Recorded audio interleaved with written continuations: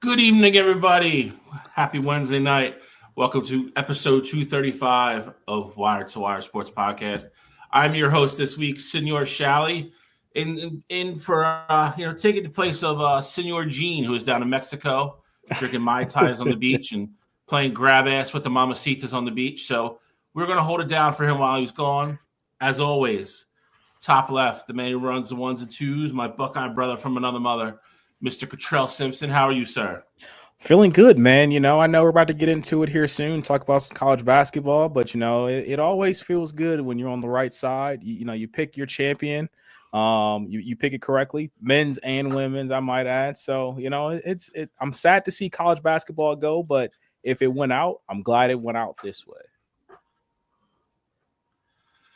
Head in the top right. Do not adjust your screens. This is not coast to coast. Don't think you came to the wrong place.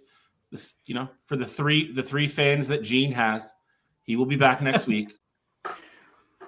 Taking his place for the week, top right corner, Mr. West Coast, Mr. I Black, host of Up and In, if you're not familiar with that great show.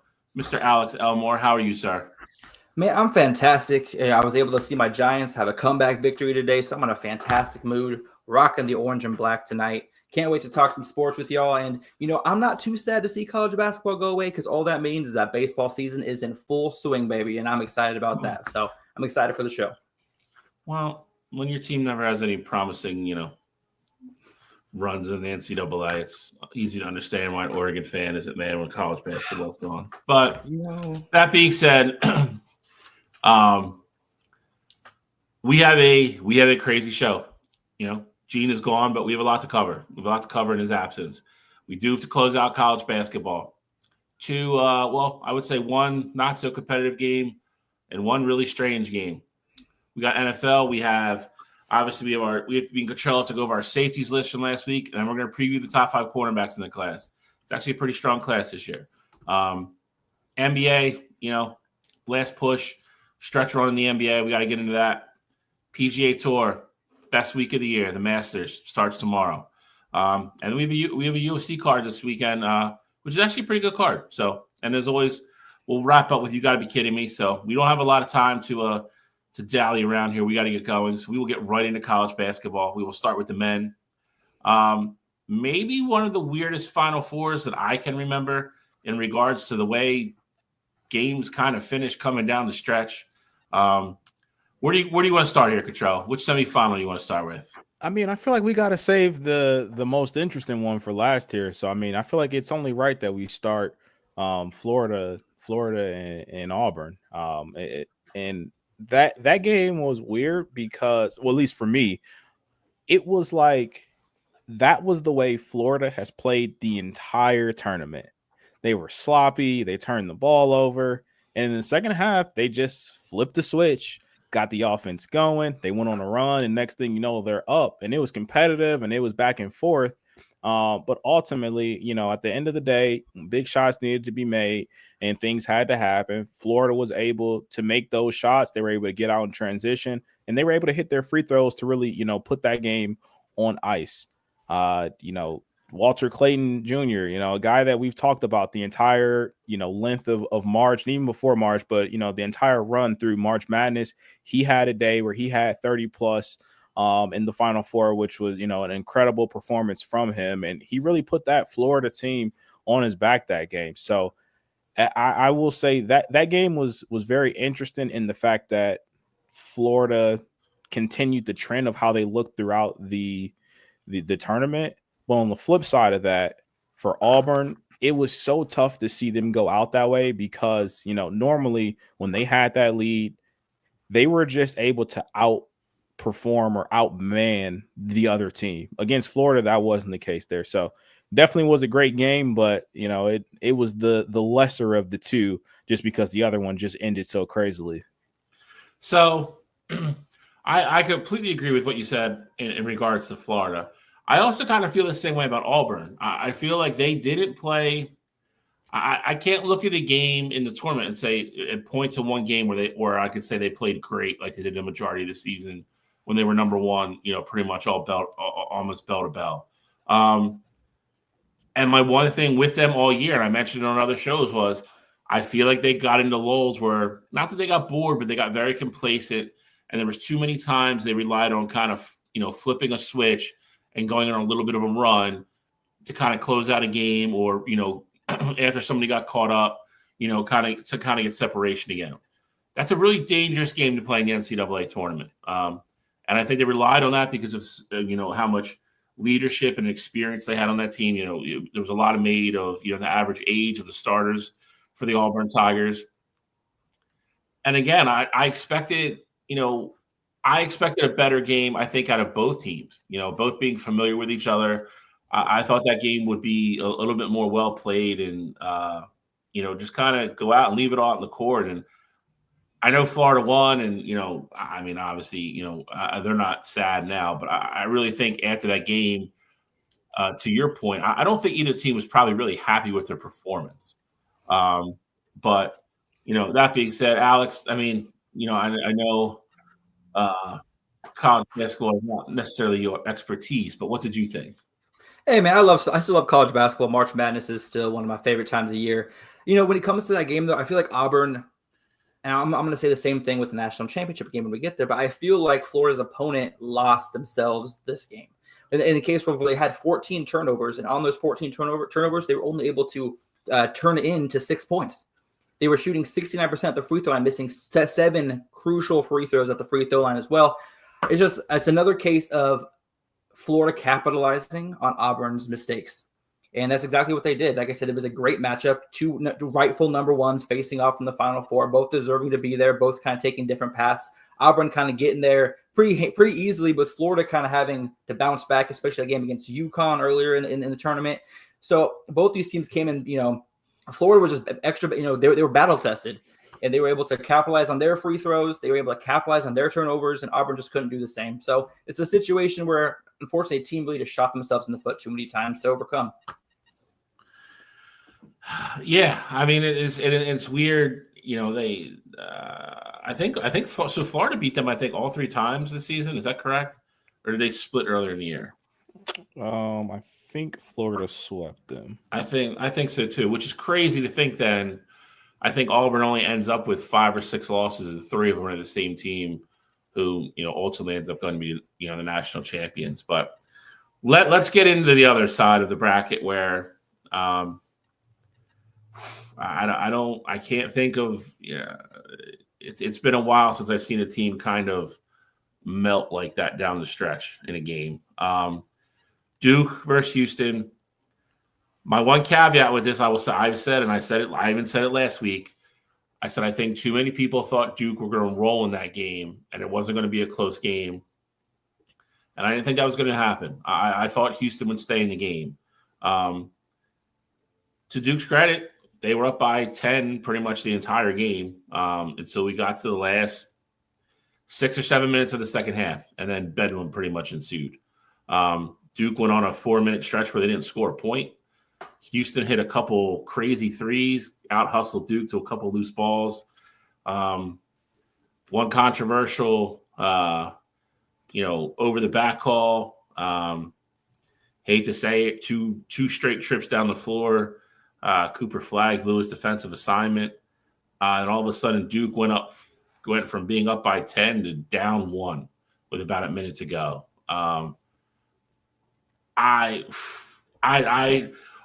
When they went up, I think they went up 8 with like a minute and a half to go. I was like, all right, that was kind of finally the dagger. Like I thought that was it. I thought Duke was just they'll hit free throws down the stretch, which they've done all year, and they did it. Missed the free throw, and like I said, all the other crazy stuff. My jaw was on the ground the last 3 minutes of that game. I don't know about either one of you guys, but I literally could not watch. I could not believe, with as poised as Duke played the majority of the year and matured as a really young group, and then looked. I hate to say it, looked damn near unstoppable in the tournament for periods of time on both ends of the court, and they fell apart. They fell apart at the seams and quick. I don't know how shocked you guys were. I literally watched that last 3 minutes with my mouth open. I could not believe Duke let that game go. So go ahead, Alex. Quick, no, you're on this, man. You're ready to go. I mean, I would say for me, the one thing that was interesting about this game is, one, we haven't really seen Duke play close basketball games. Like, if we're being honest, like Duke they've had the luxury of being up, pretty much the entire tournament. Like, they didn't have a tight game. And you could look back to like regular season matchups where, they had a close game. Like, I think back to the game against North Carolina to end the year there. In the ACC tournament. But even then, like, Cooper Flagg didn't play that game because he was dealing with that ankle injury. So, like, yeah, you get the opportunity to play in those kinds of games there. But, like, if Cooper plays, they probably beat North Carolina by 10 plus there. So I think against teams where they're equal in talent to you and, it starts to get tight down the stretch, experience does matter in a sense. And this Duke team was young and, they really didn't have a point throughout the entire tournament where, things got tight. And in this instance, they did. I mean, Houston's pressure was obviously evident when they started putting the press on. Like, I'm not going to say Duke didn't know what to do, but it felt like to me, just watching it, that they were very uncomfortable because that was not familiar territory for them. And I do think the lack of experience played a part there. And, I think people can point to the over the back call that happened against Cooper Flagg. And I do think it was a little ticky-tack, especially with a trip to the national championship on the line. But I also think you were up 10 points with a minute and a half to go. And that one call to give Houston 2 free throws should not have been a determinant factor in the game. I absolutely hate that that's how ultimately that was the game winning points that were scored in that game. Like, I don't like that, but at the same time, like, Duke can only look in the mirror and really blame themselves. And it was a hell of a basketball game, but at the ultimate end of the day, I know I personally say it every time we're going into these tournaments, I truly feel that you need to have senior leadership in some capacity on your team if you want to go win a national championship. Like, I think you have to have guys that have been there that you can depend on. Not to say that they were, the moment was too big for them or anything like that, but I just think experience matters. And when you get down there, in this case, Houston had Jeremy Roach they can lean on, a guy who has won a national championship before while he was at Baylor and has been in college now for 5 years. And I think that sort of experience, not to mention the other guys on the team as well, but that sort of experience let them know that, hey, this game, it's not over until it's fully over. And they were able to ride that momentum there and ultimately, ride it to the national championship game. Yeah, and that's one thing I loved about the Final Four in the championship was that no lead was safe. Like, everybody was playing hard from whistle to whistle. And really, when it came down to Duke and Houston, if you watch that game from whistle to whistle, Houston was just more physical. They out-rebounded them on the offensive glass. They had 18 offensive rebounds, and they were able to take they were able to take advantage of those second chance opportunities. And later in the game, that really paid off for them. Obviously, Cooper Flagg had the chance to shoot to get the lead with like 9 seconds left in the game. The shot came up just short, but he had a fantastic season. I can't wait to see him go pro and see what he can do at the next level. So, I mean, it sucks I did pick Duke to win it all, so it sucks to see them go out that way, especially when I had the game on with 3 minutes left and I straight left to go pick up food that we had ordered, came back, and all of a sudden Houston celebrating. And I'm like, hold up, what happened? So I had to go back and rewatch it all again to make sure I didn't pinch myself, make sure I was actually awake for this. But ultimate choke. I can't believe it. But like I said, Cooper Flagg, can't wait to see him at the next level. Duke, great season. It was good to see them in the Final Four. Anytime Duke has a successful season, it's good for the NCAA. But hey, the championship game was well deserved for both teams. So. Yeah, so I think Cashel hit on the one thing that was definitely important. I think when you play all year and you're the better team, you don't get in those close games, and that's why a lot of coaches you even see hear them say, if they go out to the Maui Classic and lose to another top 5 team by 2 the first 2 weeks, like they almost enjoy that loss because it lets the kids have the feeling and know what it's going to feel like to be in a game like that. And Duke, I think, in a down year in the ACC, coupled with the fact they were just so much better than everybody else for the majority of the year they played, all of a sudden they were in a tight game where every little thing you do matters. and they started making mistakes. I thought it was a great run. You know, again, I'm not a Duke fan by any means. Watching Cooper Flag all year, though, was a lot of fun. I think if you're a Duke fan, I think you have to be happy that, you know, that John Shire absolutely has that program back where it needs to be. But like I said, you got to give Houston credit. You know, you got to give, you know, Calvin Sampson credit, and those kids, like Alex said, played to the absolute last whistle, and they were just dogs, man. I mean, they were diving all over the floor. I thought you knew really early that they were going to play physical with Duke because they were missing a lot of shots, but all the offensive rebounds, like they were crashing the glass all game. They were making sure they let Duke know that they were there. And you know, and then they you know, you got to give them credit too. To Cottrell's point, the foul really shouldn't have mattered, but they hit 2 huge threes in the last, you know, 80 seconds of that game.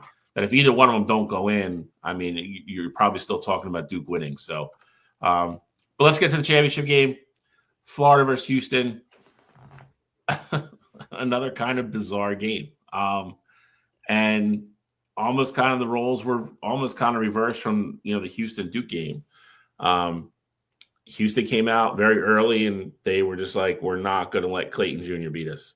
You guys are going to have to do it some other way. And if you do, then you guys can win, but it's not going to be him. I thought that was a great strategy. You know, he didn't end up having points wise, he didn't have a great game at all. Became kind of more of a facilitator in the second half and set up his teammates more. But I love the way Houston came out. Same kind of thing, up 8-9 points with a couple minutes to go. And then all of a sudden they don't score for 4 minutes. And then I'm just watching Florida just start chipping away, making a shot here and there, chipping away. And then down the stretch, that game kind of, you know, last minute of that game was kind of nutty. You know, I really thought, I'll be honest, with 4 minutes to go before they went on the drought, I was like, damn, I'm like, Houston's really going to do it. Like Calvin Sampson's going to go to Houston and win a national championship. Kind of good for him. You know, like I said, we talked about a lot of coaches coming into this tournament about it was kind of like time to kind of get over the hump and redemption. And, you know, we mentioned Calvin Sampson, we mentioned Bruce Pearl and Rick Barnes of Tennessee. I was like, all right, Calvin's the guy that's going to do it. Nope, not to be. Just let it slip away. Then again, Florida, to their credit, you just kept chipping and played all the way to the final whistle. And, you know, the Florida Gators are your national champions. Kind of crazy the way it unfolded. I don't know what you guys thought, but just a weird Final Four. That game, like, it was so bizarre in the sense of the first half, you could tell they were letting them play. I mean, they were banging down low. You were able to reach in. I mean, I think in total, it was only like 3 or 4 foul calls called the entire first half, which was great. Like, you know, if that's how it's going to be, we set the tone that it is what it is. And I think Houston, you know, they felt that and they were having success with it. And then the second half starts and it felt like everything was like ticky-tack, you know. Florida had 6 fouls and Houston was in the bonus the rest of the way with like 15 minutes left in the second half. And then the fouls started piling up for Houston. So I think that was it was weird how the refs, you know, ultimately officiated that game. I wasn't a big fan of that. If that's how you're going to do in the first half, I think you should be consistent there. But I think this was a game about adjustments, and I think Florida adjusted well. I think for Florida, they went into halftime and they realized, like, hey, they're letting Houston be physical. They're letting them get up on the ball. They're letting them, you know, bang down low. All right, if that's the case, we're going to come out. We're going to bring another level of intensity, and that's what we're going to do. So personally, like, I'm okay with Florida picking up those fouls. I wish they weren't called, but like, to me, it showed that they were like, all right, we have to adjust how we, you know, plan to play this game, and we got to take it to Houston as well. And I thought they did a good job of doing that. And then once they started calling fouls on the opposite end, you know, like you mentioned, Bill, Houston went into this spell where they weren't able to put up any points. Like, it felt like every time Jeremy Roach went over to the bench, not Jeremy Roach, I keep saying that too. LJ Cryer is who I'm referring to. Every time LJ Cryer went over to the bench and he was out for a little bit, they didn't really have much offense. Emmanuel Sharp didn't have it going really until late. He wasn't really hitting shots. Their bigs were in foul trouble, so that was getting guys off the floor. So, you got to give credit to Florida for adjusting and, realizing that, hey, Walter Clayton Jr., like, this is how they're playing the pick and roll. If as soon as they set the big man screen up top, they're basically, doubling off of it and telling, Walter Clayton that he has to get the ball out of his hands. And I mean, he was doing that for the most part, but at other times there were turnovers happening and he couldn't really get in the rhythm. And in the second half, Florida adjusted. They started playing him off ball more, and then he was able to get a little bit of a rhythm. And, they had, I think, 3 and 1s in a row at a point. I'm like, all right, well, this is the Florida team that loves to be down. They love to hunt. They don't want to lead. They want to hunt. So, I mean, you give credit to Florida, but the one thing we have not talked about yet, which is I'm sure we will, that final possession for Houston. Just the week before, or the game before, Houston, or not the game before, but against Purdue, so 2 games before, Houston runs that phenomenal out of bounds play. They get the shot off, at the rim to ultimately move on there. And then out of a timeout with 17 seconds left, you're down 1 and you don't even get a shot off, or you're down 2 and you don't even get a shot off. Like, I don't know how that happens. Like, this is the same team I was just talking about with the senior leadership that has the experience, that knows what to do in this situation. You have Kelvin Sampson, who had just called a masterpiece just 2 weeks before. He had been calling great inbound plays and plays out of timeouts this entire national championship game. And then you don't even get a shot off. Like, what happened? Dude, that was one of the weirdest plays to see it unfold, because at first, and I'm not even like a basketball-minded guy, but I'm like, all right, 19 seconds left. You're down 2. Go for an early 3-pointer early in the possession, and if you miss it, go for the rebound or the foul. But then they're holding it for waiting for that last shot. For me, in a national championship situation, I think I'm going for that shot at a chance to have a second opportunity in case I miss that shot. Am I wrong with that thinking?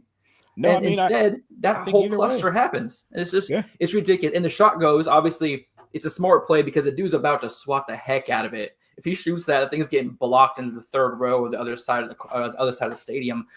So, but he bounces it, and also another smart play, doesn't touch it. He knows if he touches it, it's going to be a foul and turnover right away.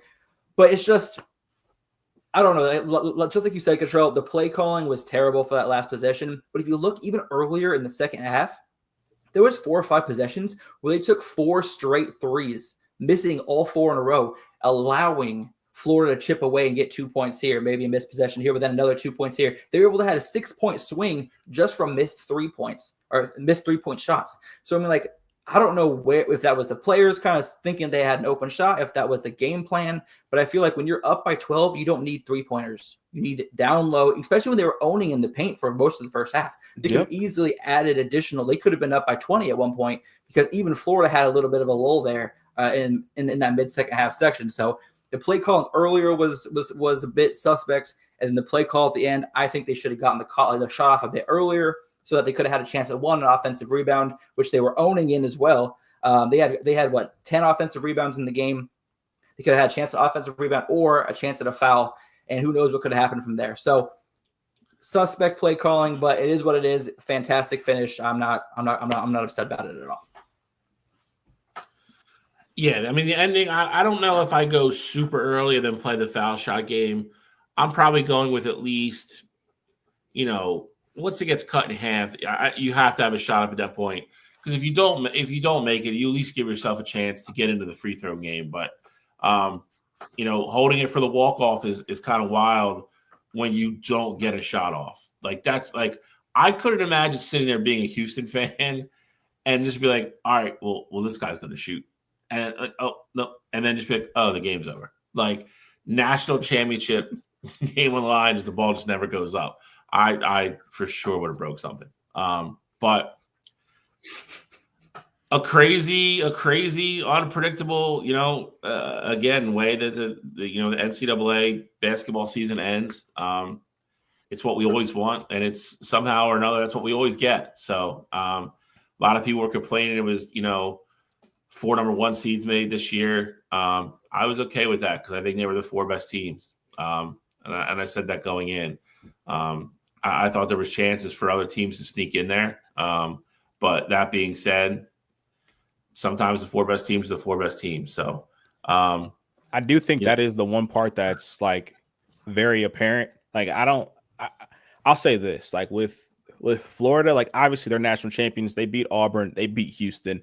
Like they proved that they are the best team in the country. I think the jury could still be out if someone says, "Oh, I still think Duke was the best team in the country this year." I say, "Okay, I can at least understand that." But I can say without a doubt, 1,000% sure that these were the 4 best teams in college basketball this season.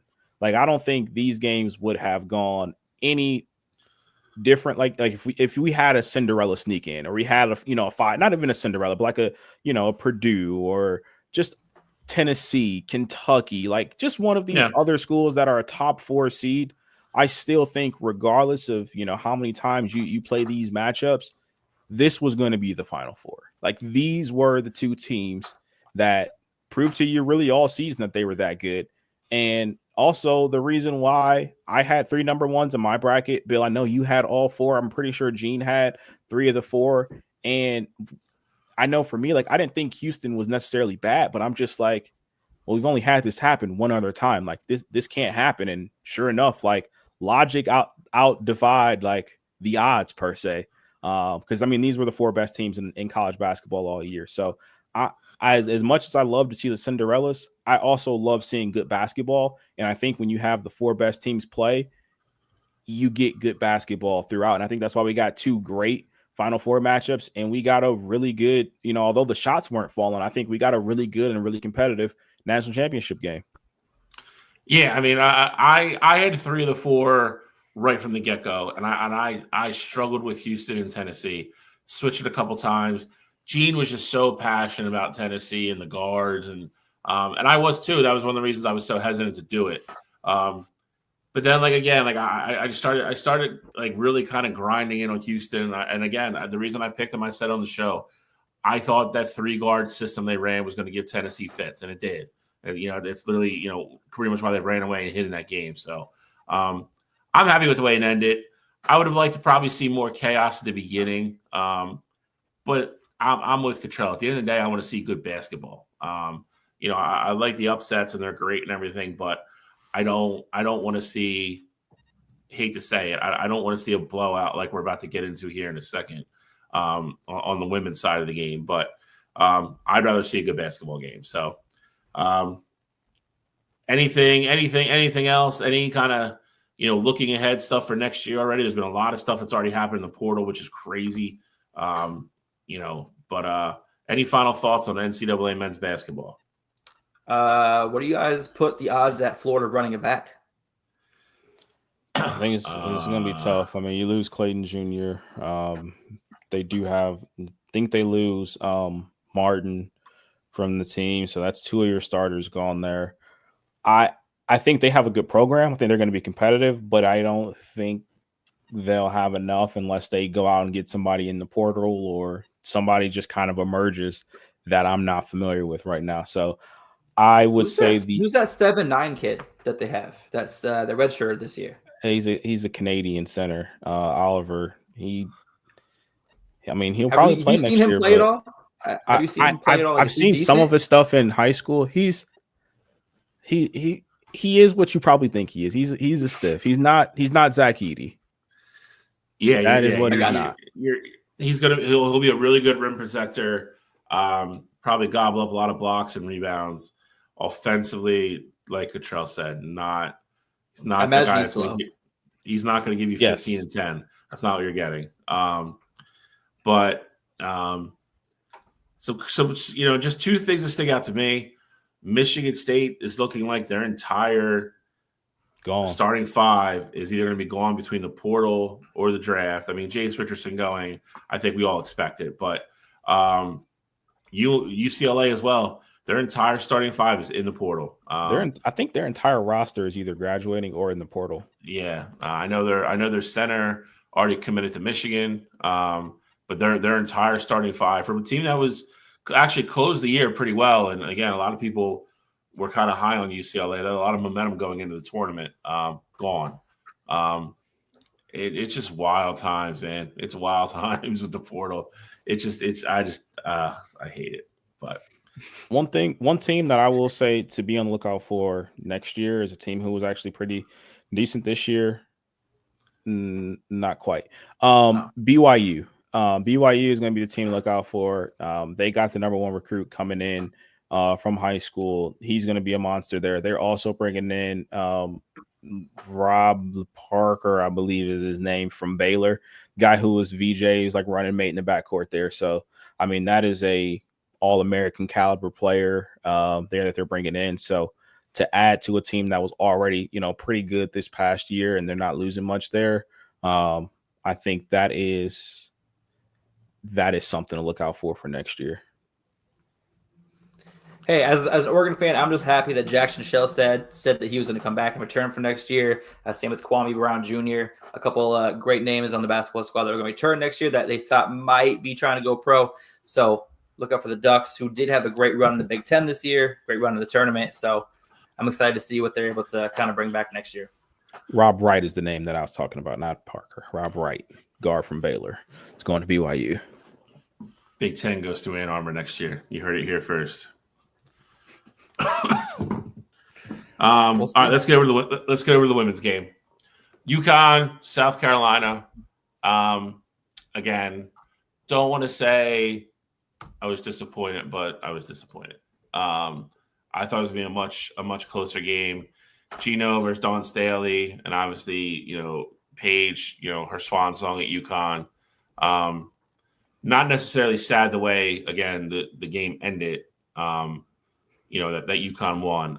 It really wasn't a game. I think 82-59, something like that was the final. Yep. Yeah. Fourth quarter was kind of meaningless. Paige didn't even have a crazy game. Paige had 17. The other guard, I think, Fudd, whatever her last name is. Yeah, Fudd, she had 24. She had a great game. South Carolina just couldn't get going. Strong with that double-double. Killed it. Yeah. Sarah Strong is a monster. She is. She's probably going to be the next, UConn great. Too much on both ends for UConn, for South Carolina. So I thought South Carolina, I don't know what the word to describe it is. I felt like they played hard. I thought they had chances to get in that game, and every time they just had to have a shot. They looked tight.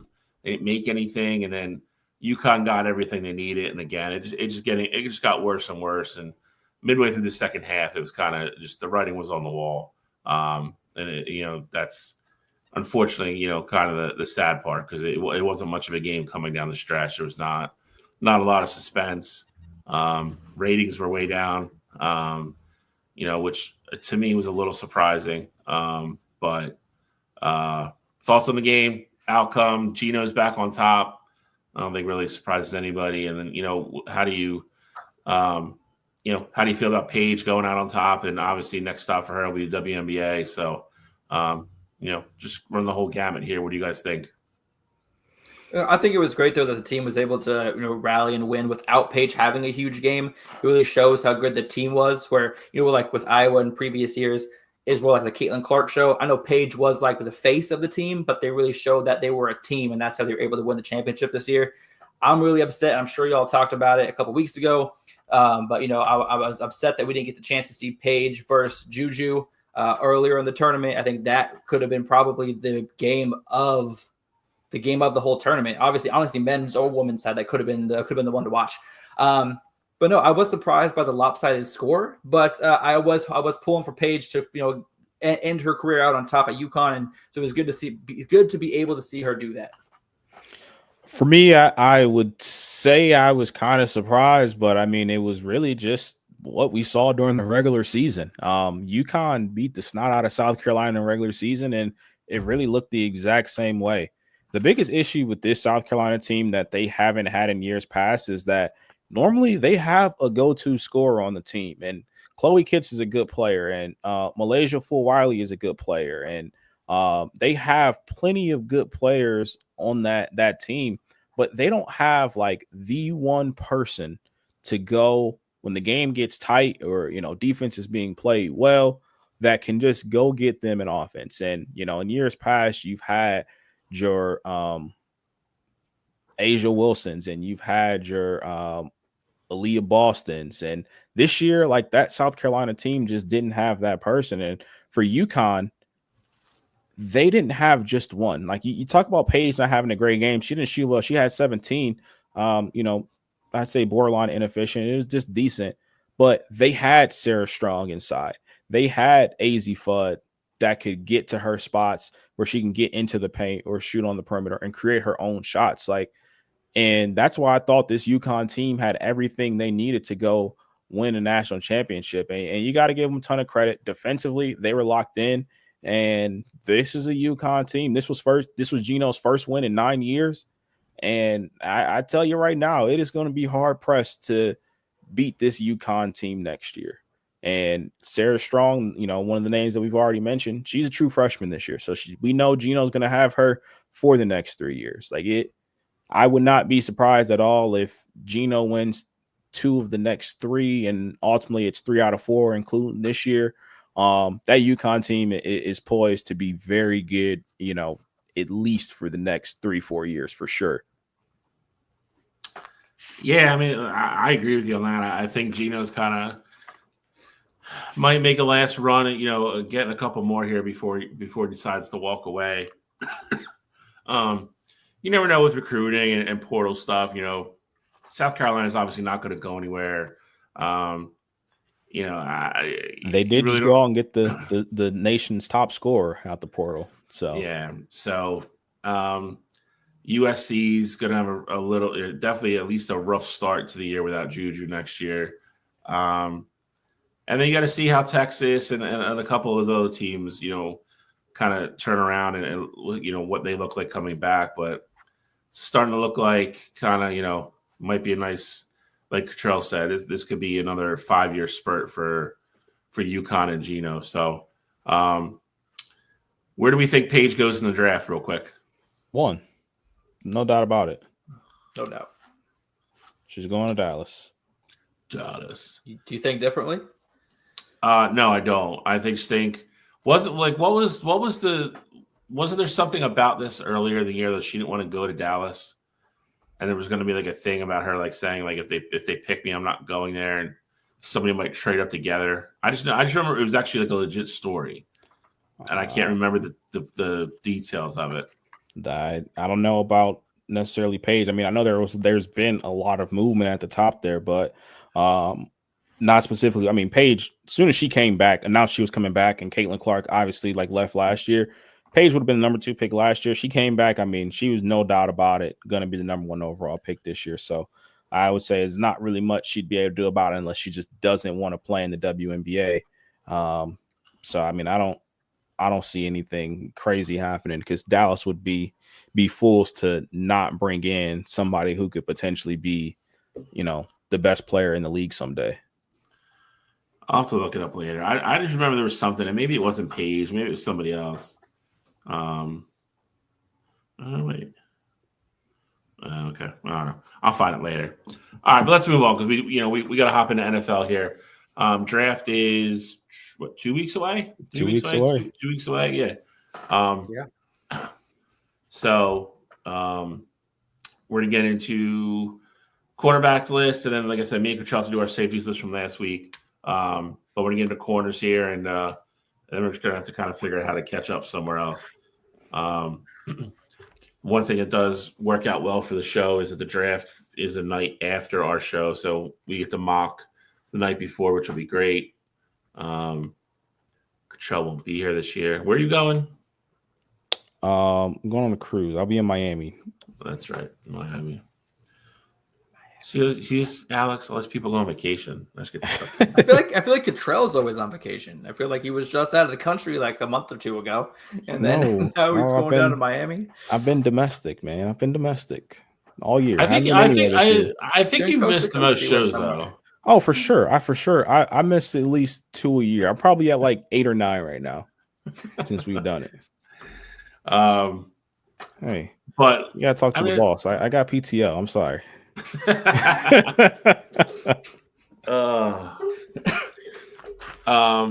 All right, let's get into what are we gonna do? Safeties, and we're gonna do I corners figure, yeah, we just knock out the safeties here real quick, and then we'll get Alex in. He'll start off the corners list. Oh, so okay. they don't just hear us. They don't just hear us rambling.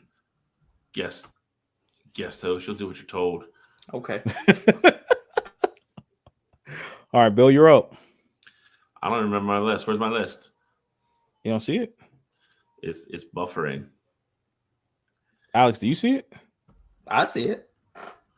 Oh, Phil's got. You got Xavier Watson, number problem. 5. Does it help remind you at all? All right, I'll do. I vaguely remember it. So I got Xavier Watson, number 5 from Notre Dame, I believe. You got Can't that confirm. right.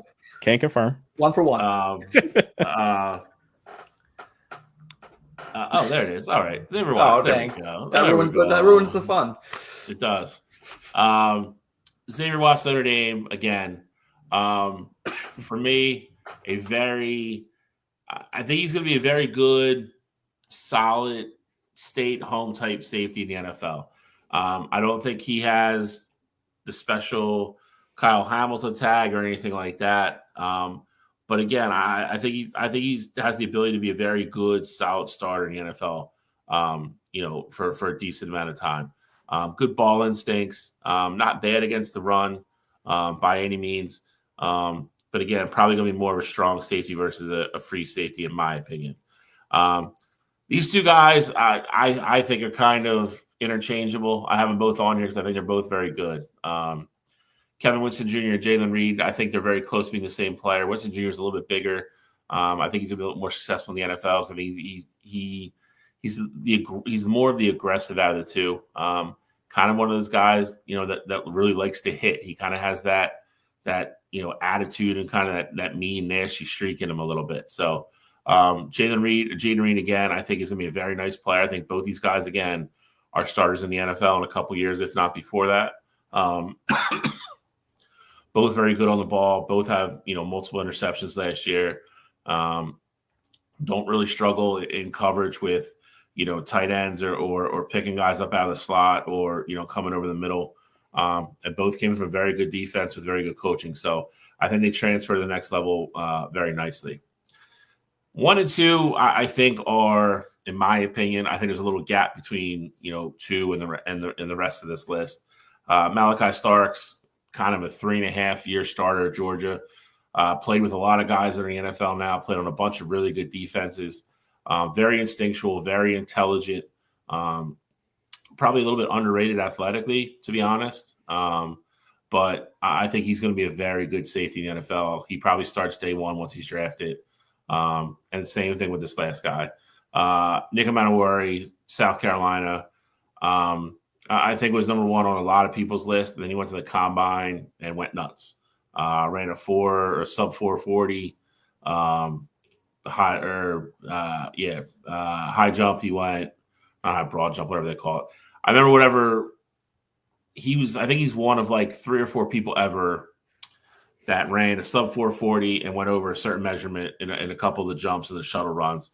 Freak athlete, very good tackler, strong instincts. He's probably a top 15, 20 pick probably in 2 weeks. And his stock went up big time after the combine. So that's my top 5. All right, so we'll go into mine here. Looks a little different here. Homer pick of the year right there. Not at all, sir. Number 5. Oh my Lord. Number 5, you have the second hardest hitting safety in this upcoming class here, Lathan Ransom. Lathan's a guy who's gonna absolutely course Thank play in you, the Alex. box. National champion Lathan Ransom. That ring a bell, Alex? The guy who held Oregon to 8 points in the first half in the playoff. Does that ring a bell, Alex? How many tackles did he have? Well, I mean, he had plenty of TFLs in that game, which ultimately, thank you for bringing that up because I mean that's perfect. It's real hard to play next to Caleb Downs. Well, Lathan Ransom's a guy who's in the box. He's going to go down, make a ton of plays in the run game, and he's going to be a guy that you get at the end of day 2, early day 3, and he is going to be a plug and play guy for you. He's going to be a starter on your team. Probably the unsung hero of that Buckeye defense, if I'm being honest. Of course, Caleb Downs is the star of the team. But in reality, I think Lathan Rams is probably the second most important person on the entire defense, just what he does for us. So absolutely love Lathan's game and 100% deserves to be on here. And I can't wait for him to show you that because he's going to have an impact as a rookie. I can't believe you just said a guy that's going to go late day 2, early day 3. You put him number 5. Oh, absolutely. Because I'm not agreeing with these pundits. I look at the film. Number 4 for me, I got Andrew Makuba. More of a cover safety. He's a guy that can get on a receiver, be in the slot and be very versatile. He'll take the ball away. And he's a great athlete. You got to see a lot of him in the playoff where, he was taking away teams, number 2 option. He can, potentially guard some tight ends as well. He's good in zone, good in man. But more of a cover guy. And I think if you're a team that's looking for a free safety, he's definitely going to be a good option for you. Number 3, I got Xavier Watts, and a big part of the reason why he's here is that 1, he's polished. 2, he's going to take the ball away. And 3, he's there to always make the big play. Like I just think back to the playoff game against Penn State, and him getting the interception there and really turning the course of that entire game, ultimately helping to get Notre Dame to the college football national championship game. Like I think that's huge. This is a guy who's also won the Jim Thorpe Award as the best DB in the country. Like he has a ton of talent, and I think his game translates to the NFL very, very well. But again, similar to Bill, though, these next 2 guys, I think there's just a gap between the top 2 and the rest. And, that just leads right into Malachi Starks. I think he's a guy who can kind of be a tweener. He has the skill set to play corner, if you absolutely need him to, but he's definitely more natural as a safety. He's definitely more of a cover corner there, but he does also have a ton of experience, and he will be ready to be a plug and play guy like right away and have an impact for a team there. But my number 1 guy is Nick Emmanwori from South Carolina. And the biggest reason that is because he is the best of both worlds. He is the hardest hitting safety in this upcoming class, but he also has the ability to take the ball away. And not only take it away, but he'll take it back and score off of it. You guys heard it here first. And, this isn't me being dramatic, but I think I said it last week, but Nick Emmanwori is Cam Chancellor light. Like that's how good I think he can be. Like he has that exact same skill set, and you put him in the right place. Like, don't let this guy fall some way. The Raiders trade back, and this guy is on a Pete Carroll defense. Like I think you're going to see exactly what I'm talking about. But regardless of where he goes, I think he's going to be a special player, and I do think he's a top safety in this year's class. All right, Alex. Alex, any comments? Nope. I got nothing. I got no duck safeties in the draft to talk about, so I can't. Anyway, so today we're going to do the top 5 cornerbacks in the draft. Some people may say it's a homer pick, but Jabbar Muhammad is absolutely not a homer pick. People do forget he transferred to Oregon out of Washington, where he was the leader of the Washington defense that was 9th in the country. Where they unfortunately lost the national championship to Bills, Michigan, Wolverines, of course. But Jabbar Muhammad, one thing he's forgotten about is that when he was at Washington, they played him up at the line of scrimmage. He's a lot more physical than Oregon played him at that position. And he had 3 sacks in his 2 years at Washington. So like I said, he's physical. He can get fit. He can get behind the line of scrimmage, and he can body up anybody that you put in front of him. So Jabbar Muhammad is going to be my number 5. Number 4 is Benjamin Morrison. He only played 6 games this year because of an injury. He had 9 interceptions and 18 passes defense in his 2.5-year career. He was voted team captain this year, which shows the kind of leadership qualities that he has. I think he's going to be a name that you're going to recognize at the next level, probably year 2 or year 3, depending on where he goes. For number 3 from Texas, I got Jahdae Barron. 8 interceptions over the last 3 seasons. He had 11 passes defended, and probably the reason Jeremiah Smith only had 3 yards in the national semifinal. Don't shake your head, Cottrell. I'm just saying I'm using it as a selling point for how good this dude is. All right. That's kind of a compliment. No? Okay. Number 2, I got Will Johnson. Obviously, we did not see a lot of him this last year. I know Bill wished we would have seen a lot more of him this last season. But again, he really didn't he didn't have anything to prove. He had 9 interceptions in his 2-3 years. But team just didn't really go his way. They really completely stayed away from him. In his 5 games, he had 2 interceptions and two touchdowns in those 5 games. And number 1, I got Travis Hunter from Colorado. I'm not really too high on him as wide receiver, but as far as the cornerback goes, he is definitely number 1. 9 interceptions over his 3 years. And the 1 fumble he caused was probably one of the biggest plays in Colorado's season last season, forcing a goal line fumble. This dude is a gamer, a playmaker, and he's somebody that I would want defending wide receivers on the edge on my team. So Travis Hunter is my number 1. Alex, I told you on the side that I loved your list because I actually think you have the right 5. I just think you got them in a slightly wrong order. And my list here, number 5, I also have Jabbar Muhammad from Oregon, and I don't think it's a homer pick. Again, similar to how I said with Lathan Ransom, Jabbar Muhammad is going to be a guy that goes at the end of day 2, early day 3, and he's going to have the opportunity to be a starter for you and have quite the impact. The one thing that's nice about Jabbar Muhammad as well is that when he was at Washington, he played on the outside a lot. And when he went over to Oregon, he definitely was still an outside corner, but he also showed you the versatility of being able to play in the slot as well. And, I think his ability, although he is smaller, he's only 5'10", and he's under 200 pounds, but his ability to be physical and, be a man corner, be a zone corner, like I think that bodes very well for him. And I think he plays bigger than what he is. You talk about guys having impact against Jeremiah Smith. I mean, you can look at the numbers.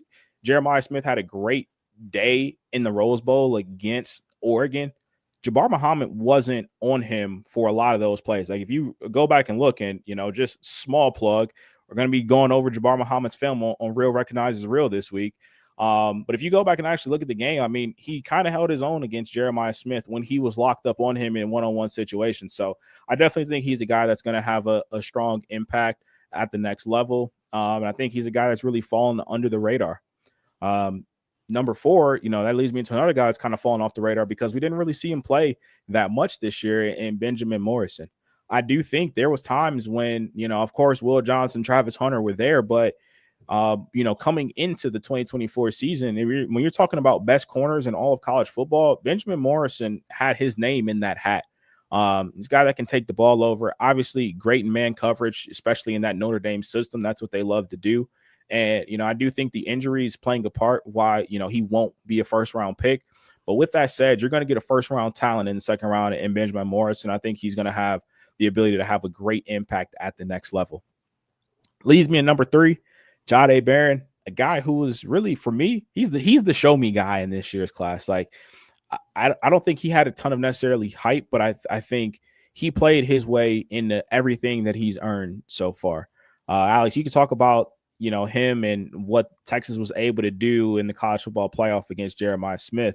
I think that was more game plan than just one-on-one taking Jeremiah Smith out of the game. But with that said, though, Jahdae Barron will step up to the plate and take on those one-on-one matchups whenever he's needed to. He's definitely going to be a starting outside guy in the league there. But similar to my safeties list, I think these 2 ahead of him are just in a league of their own. And that gets me to Travis Hunter. Talk about him as a corner, talk about him as a receiver. Regardless, I think he is a Pro Bowl caliber, potentially all pro caliber player at either position. I think Travis Hunter, his ability to track the ball is going to give teams plenty of opportunities to have additional turnovers. We know he can catch. Most people play DB because they can't catch. Travis Hunter, that won't be the case. He should know route concepts and know what's coming and things like that. He has a knack for jumping the flats because he knows route concepts. So I do think he's going to be a special talent at corner. But number 1 for me is Will Johnson. And the biggest reason for that is his ability to impact the game and really just take it over. It's not just the fact that he gets the interception. It's the fact that he gets them and he takes them back and he scores. The fact that he only played in 4 or 5 games this past season and he had 2 touchdowns this year, that says a lot. That says a lot to me. And it's not just that he's in zone and jumping routes, but it's the fact that he can be in, bump and run man. It's the fact that you can put him in cover 2 and he's in the flat and he has responsibilities for the flat. But if nothing's there, he's smart enough to go and, take off and try and cover things that should be going behind him. It's really just the football IQ mixed with the athletic ability and, ultimately his ability to put points up on the board for his team. I just give him the slight edge over Travis Hunter. All right. Well, we all have the same top 3. I'm going to echo a lot of what Cottrell said about the top 2 guys when I get there. So Trey Amos, a guy that I'm going to say got shot out of a cannon, but really made a name for himself as the season went on. For an Ole Miss defense that I think kind of overachieved, for a lot of people this year. Very quick, good hands, has pretty good size. He's probably going to be able to play on the outside in the NFL. Ran very well at the combine. Low 4.4s, kind of high 4.3s unofficially. But I think he's a guy that, again, I don't think he's definitely not a day one guy. I think there's only 2 guys on this list that are probably day one guys. But I think he goes in that same category as, you just heard with Muhammad and all those guys. I think he's a guy you can pick up in the 2nd round, early 3rd, and he's a guy that could probably step in right away and probably, at least cover the slot and be a nickel guy, a rookie year. Very good athlete. I think he's capable of doing that right out of the gate. Ezra Thomas, same thing. Physically, probably one of the best athletes in this whole category. And that's including Will and Travis. Very high ceiling. I think he's got to learn the nuances of the game a little bit, just a tad. But again, a guy that is big and physical, can play outside, can play one-on-ones, can play bump and run. But on top of everything else, he seems to be very comfortable in zone. So again, having that versatility at the college level, usually transfers pretty well to the NFL. Johnny Barron's another guy, smothers small stuff. He's probably going to project to be probably more of a slot guy in the NFL. A lot of what Cottrell said is spot on about him. Any kind of stops, hitches, hooks, stuff like that. He was in the top 5 pretty much, across the country and stopping those type of routes. I just don't think he's a tad undersized to probably play outside in the NFL and cover, guys, pure, Justin Jefferson, those type guys one-on-one. But again, probably going to be a very solid pro. These next 2 guys, not only are they the cream of the crop at this position, I think they're 2 of maybe only 6 or 7 that are absolute definite stars to the next level, in my opinion. I have Travis Hunter, number 2. I'm the flip-flop of Alex. I think he's going to be a very good corner. I think he's going to be a better wide receiver at the next level. But, time will tell. He's definitely going to play both. He excels at everything. Cottrell made the joke. He's a corner that can catch, but, that was kind of the old cliche. If you were a very good athlete and a wide receiver, but you couldn't catch, they made you a cornerback. But Travis Hunter doesn't have that issue, obviously. I think his raw numbers are through the roof. And again, I think I think he had a great year. I just think he's going to be a little bit better offensively. And I just think Will Johnson is a little bit better as a pure corner. Love his size. He's 6'2", almost 200 pounds. Pro day at Michigan, he weighed actually over 200. He's about 6'2", 205 right now. He's as solid as they get. He's strong. He's fast. The big thing with him is like Cottrell said, his instincts are through the roof for a cornerback. He sees stuff before a lot of other people do. And he's very comfortable either way. He will jump something from zone, but you saw it in the USC game. You saw it in the Ohio State game last year. He was actually covering somebody else in both those games, and man, recognized something from film and jumped a route before the other corner and the wide receiver both could get there. He's a student of the game. He's very good. Didn't let up a touchdown in 2.5 years as a starter. And he's one of those guys that can literally just take half the field away. He's probably going to be a lottery pick. If not, he's going to be right around there. But I think I think Travis and him are 2 of the sure things for the draft in the 2 week that I think they're both bona fide stars at the next level. So Will Johnson's number one for me. Boom. Boom. We're done with that. We're halfway done. I know a lot of people probably start to tune in now about trivia. Trivia will be back next week, but no trivia this week. No trivia this week. Gene is away, so we don't do trivia without Gene. It's crazy. We're right on time. Yeah, it's like the host is steering the ship the way it's supposed to. But we will have more breakdowns next week. I guess I don't know what we're gonna do. We have so much to do next week. I don't know how we're gonna get all these lists in before the actual draft. So we're gonna have to figure that out. But anything final in the NFL? I know, like I said, we're 2 weeks away. It's getting close. Draft night's always another exciting night. It's always fun. Any comments, any concerns, anything about NFL? Alex, I'm kind of putting you on the spot here, but I literally just thought about it. But for you, as a 49ers fan, what do you want to see them do with their first round pick? Draft Will Johnson. I definitely want to get a cornerback, but later in the draft, I'm thinking Jabbar Muhammad in like the third. But no, I think they should go edge. Okay. I just don't know who I think it should be. Okay. Get any value there on edge. Were they 11th? 11th, yeah. I forgot who it is that's there. I mean, you have some guys potentially there. Like Mike Green would still be there at 11. The guy from Marshall led the country. That would be that is a name I wouldn't mind seeing next to Bosa and there's Abdul Carter and there's everybody else in this draft. Well, but he ain't falling. You're not wrong, but yeah, exactly. This is not an edge draft at all. I could also see him trading out though. Try to get.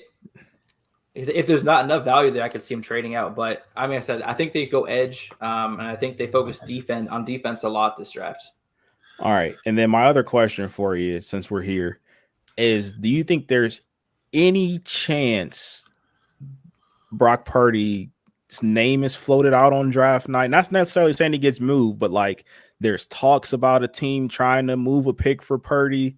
Like, do you think that's a potential possibility or?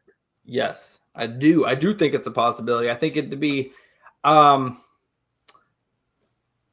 just don't know what his value would be because it's so hard because coming off a down year like they had, obviously he was saying, with the extended years with playoff runs, the finally just caught up to us. And we just had, we were just out of energy.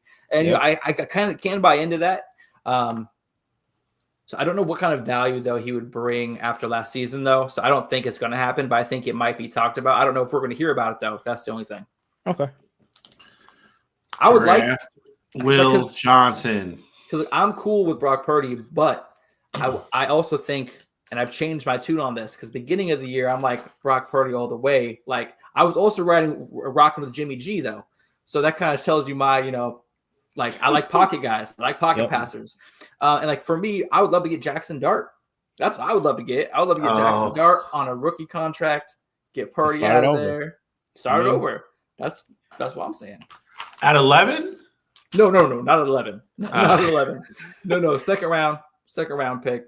Not gonna lie to you. I mean, we're talking draft now, and I don't want to go too deep into it because we do got a lot of stuff more to get into. But they invited Jalen Milroe to Green Bay to be in the green room. That lets me know that he's probably going to be a first round pick. And if he's a first round pick, there is no way in hell Jackson Dart isn't a first round pick. I don't know how Jalen Milroe. I think he's going to be a fantastic at the next level, but I don't think he's like first round ready yet. I mean, I don't either. But yeah, but if that's the case, though, like we might see another run on quarterback. All right. Well, who needs quarterbacks that badly? San Francisco, in theory, could. Who else needs a quarterback? Cleveland, New York. All right, but I think both New York teams, if we're being honest, like I know Justin's there, but if we're being honest, they both could take one. Vegas, I know they just got Geno, but they could take a quarterback if we're being honest. Miami could take history. one. I would take one in the first round, man. I mean, Miami would make no sense with all the money they just gave Tua. I mean, and the Raiders traded for Geno. look, you got to think back though. Like Jordan Love was a first round pick when Aaron Rodgers was still in the thick of his deal. Like he was coming off an MVP and they took a quarterback. So like, there's teams that could be thinking about it. Like, I mean, you do have other quarterbacks getting. I get what you're saying. Getting older for sure. Jordan Pittsburgh is another team. Dude, Pittsburgh's in a real interesting situation with the quarterback right now. I just feel like Jordan was in a very unique situation because if Aaron continued to stay, they would just be like, he's just a kid that's going to sit there. But they didn't know what was going to happen with Rodgers' contract year after year after year. Like, that was a unique situation. Yeah, but I mean, they sat him for 3 years. I mean, if that's the case, like Vegas could sit somebody for 3 years until Geno's contract is up. My point is, all these teams have other glaring holes that they can't afford to draft a kid to sit there for 3 years. Is my point. Vegas is one of them. You just went and traded for Geno Smith. Like, I don't think Geno's a franchise guy. I'm on record with that numerous times. But if you go and trade for that guy, then he's your guy. Like, that just makes no sense to me. I think Cleveland. I think a lot of people are under the consensus that Cleveland's going to take Shedeur. Am I wrong? Not anymore. They were of that, but now it appears that Travis Hunter is the running away favorite to be taken at 2. Well, good. That'd be a smart pick by you guys. I agree. So Shedeur's going to then slip to either the Giants or, I mean, I guess maybe he gets down. Pittsburgh's what, 9? No, the Saints are at 9, which is another team that will be in the mix for a quarterback. I saw a mock draft of Shedeur falling to New Orleans. I've seen those pop up more than starting to see a lot of Jackson Dart and New Orleans stuff, which is interesting to me. Hey, but I mean, we just named like 8 or 9 teams, and we're not even talking about the teams that are kind of in limbo. Like, I'm not necessarily saying that Seattle would take a quarterback. They just paid Sam Darnold, but like after watching what Atlanta did last year, and I'm not saying this is the blueprint, but I mean, we saw Atlanta give Kirk Cousins $180 million and then take Michael Penix at 9. So like, nothing is off the table. You know what I mean? A team I'm interested to see if they were to go quarterback would be the Rams with Stafford aging. His contract kind of coming up. If LA picks up, thinks to go quarterback for the future because he's only got probably maybe 2 years left. I mean, he's gotten pretty beat up the last couple of years. Sure. I mean, I could see this year upcoming be it. I mean, he's kind of getting to that like, I got to take some time off and almost get convinced into coming back. Like he's in that territory now. I think Stafford ultimately, again, cover your ears. I mean, I think Cotrell agrees with me too. I think the Rams are the best team in that division next year. But I think he wants to take one more run at it. I think if they make a deep run next year, I think that could be it for Stafford. But listen, you guys got holes everywhere. It's just who would have thought picking the last draft pick, last guy in the draft would end up causing this much trouble for your team? It's wild. Hey, man, we had a couple good runs out of it. I think it's worth it. But again, I'm curious to see because John Lynch did say that part of the reason for the mass exodus of players was because they were trying to make room for a Brock Purdy contract. So we'll see. I mean, he can say that, but you bring in a quarterback on a rookie deal, then you have a ton of money to spend. Like I vividly remember them going out, and I mean, obviously, they gave Ayuk the extension or whatever, but like they went out and got Hargrave, they went out and got Chase Young, like Ward had got an extension at that point. Like there was people just getting paid after player after player just getting paid to go to San Francisco. And I'm not saying you'd necessarily do that again because you've been continuing to do that. But like, if that's the 49er way and you just have to figure out how to get over the hump, if you get the right guy, then I mean, I don't personally see anything wrong with that philosophy if that's what's been working for you. Hey, I'm with you. Whatever gets us back to the playoffs, I'm for. So, all right, let's get to the NBA because it's been kind of a crazy week in the NBA. So, did it happen yesterday? Was it yesterday? What was that? Malone? No, it was a couple days ago. Sunday? Monday, yeah, whenever. Yeah, Monday. Mike Malone, a week and a half before the playoffs start, a guy who's won a title, I think widely regarded as a top 5 coach in the NBA, abruptly got fired on Monday. I remember, I think Cottrell put it in the group chat, and I thought it was a joke. A team that's fighting, still fighting for the 3 seed. They're going to be somewhere, 3rd through 5th. Battling injuries here, kind of healthy, and a lot of people think they have a shot to come out of the West, and they go fire their head coach. Nothing's really kind of leaked out yet. I don't know when it's going to. I'm really curious to see how the team reacts coming down the stretch. But your thoughts on that? That's a crazy thing to do before the playoffs. If you really think your team has a shot at winning an NBA title.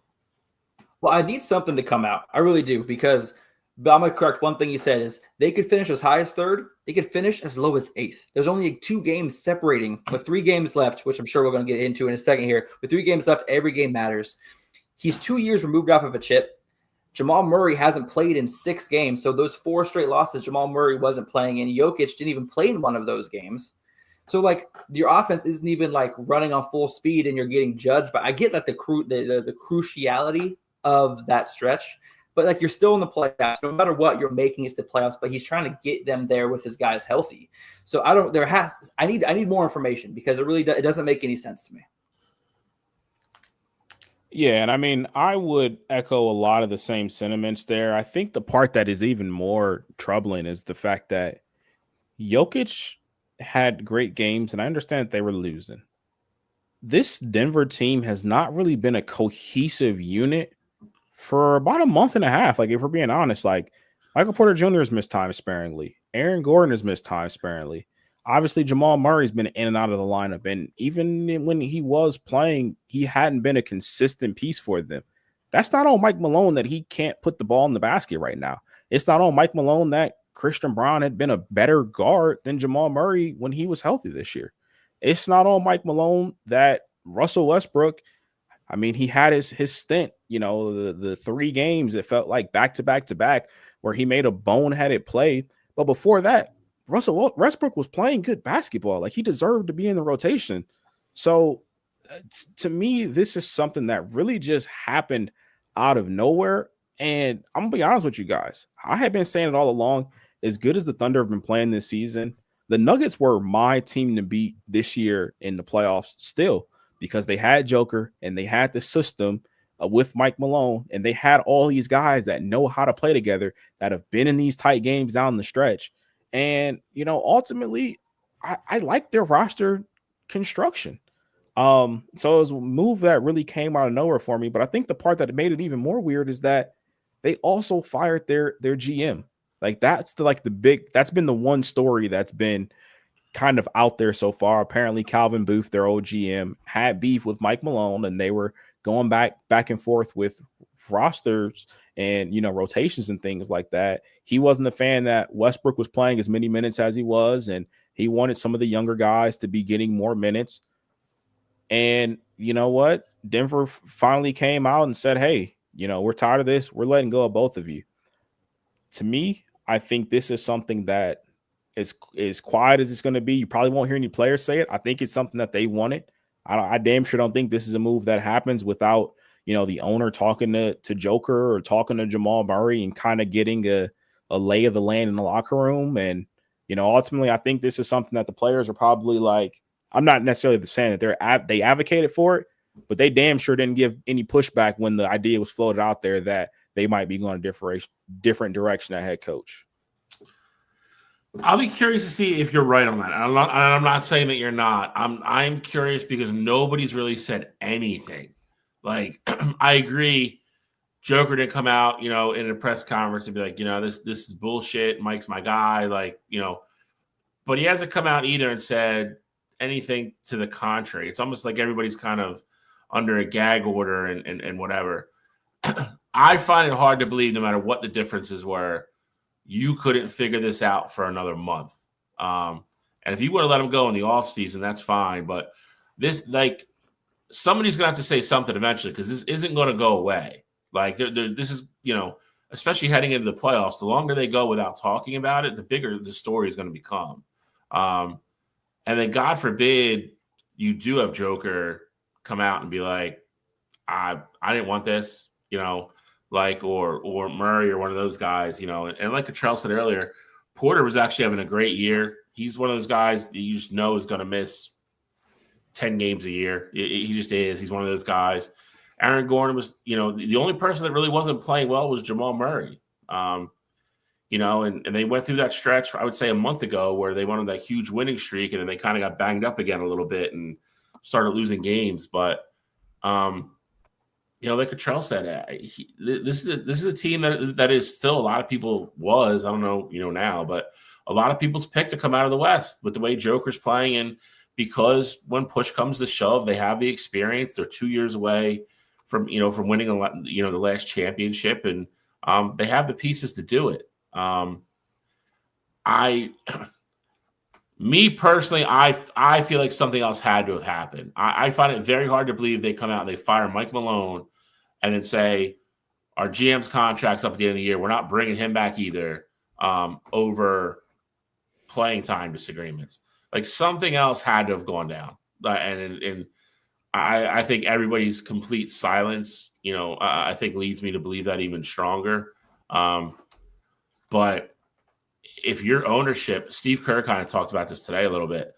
If your ownership, I don't know how you think this is a good idea to potentially just end up pissing this whole season away. Like you got everybody distracted. Now we're going to the playoffs with an interim coach, and we go out in the first round, and we just literally threw a season away punted on one of Joker's prime seasons. So that was just staggering to me when that news broke. Like I said, I thought, honest to God, I thought Cottrell was joking. I didn't even think it was real. Well, it's weird because they entered the All-Star break on an 8-game winning streak, just like you had talked about. They had the recent winning streak, and then since the All-Star break, they've been 11-14. Obviously, Jinx said, I don't think Jamal Murray's been the same Jamal Murray since last year. I think in the Olympics he didn't look like Jamal Murray.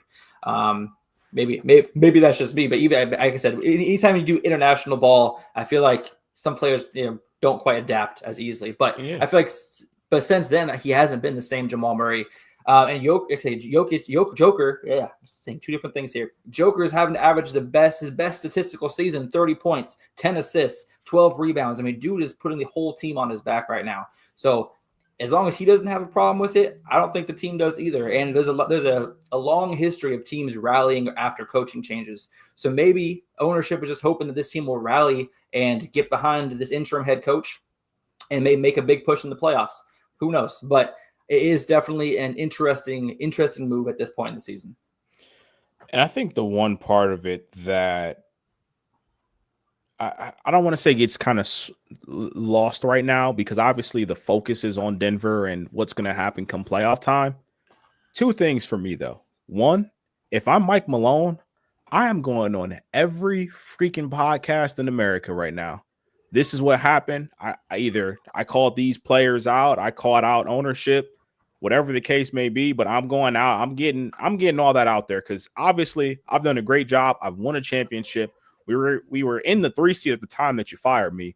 I'm not necessarily saying you go out and you air everything out, but I'm at least talking about it. Like I'm having conversations. I'm staying relevant. I think regardless, Mike Malone is going to have a job next year. Whatever, or if he wants to wait, he can do that too. Like he's going to be able to get a job whenever he wants in the league there. But I do think he should, go out and have conversations, about potentially what happened.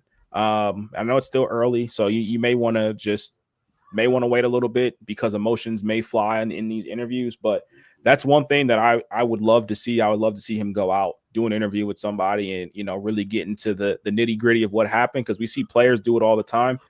But the other side of it is that the one thing now that my mind goes to is, Greg Popovich was in San Antonio for as long as he was, and he just had a stroke and doesn't seem to be coming back to basketball anytime soon. And they've had a interim coach pretty much the entire year, and they have one of the best young talents in the NBA. They just traded for De'Aaron Fox.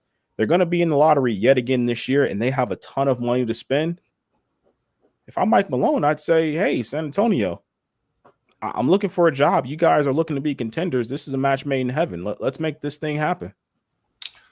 The San Antonio thing is interesting because I've heard it from a couple other places. I do agree with you. I think if Mike Malone wants to coach next year, he's going to coach.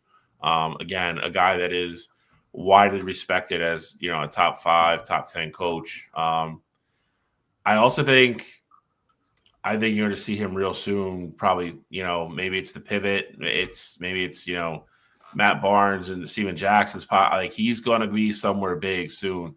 He's been very outspoken in the past about the way coaches have treated. He took off for Mike Brown. When he got fired, driving to the airport for Sacramento. Taylor Jenkins a month ago. Yep, Taylor Jenkins a month. Like he's very outspoken.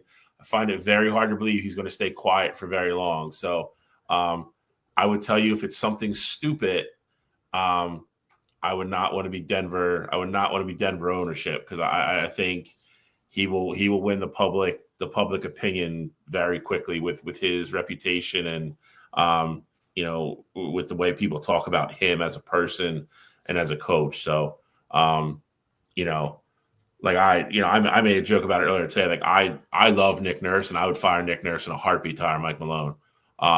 But it's there's a couple interesting places that'll probably be available for him to go next year. And if I was, if I was Denver, I would not want to see him come into town, like you said, with De'Aaron Fox and Wemby and a couple other players. They'll probably get in free agency, and then where are they picking in the lottery? Do we know yet?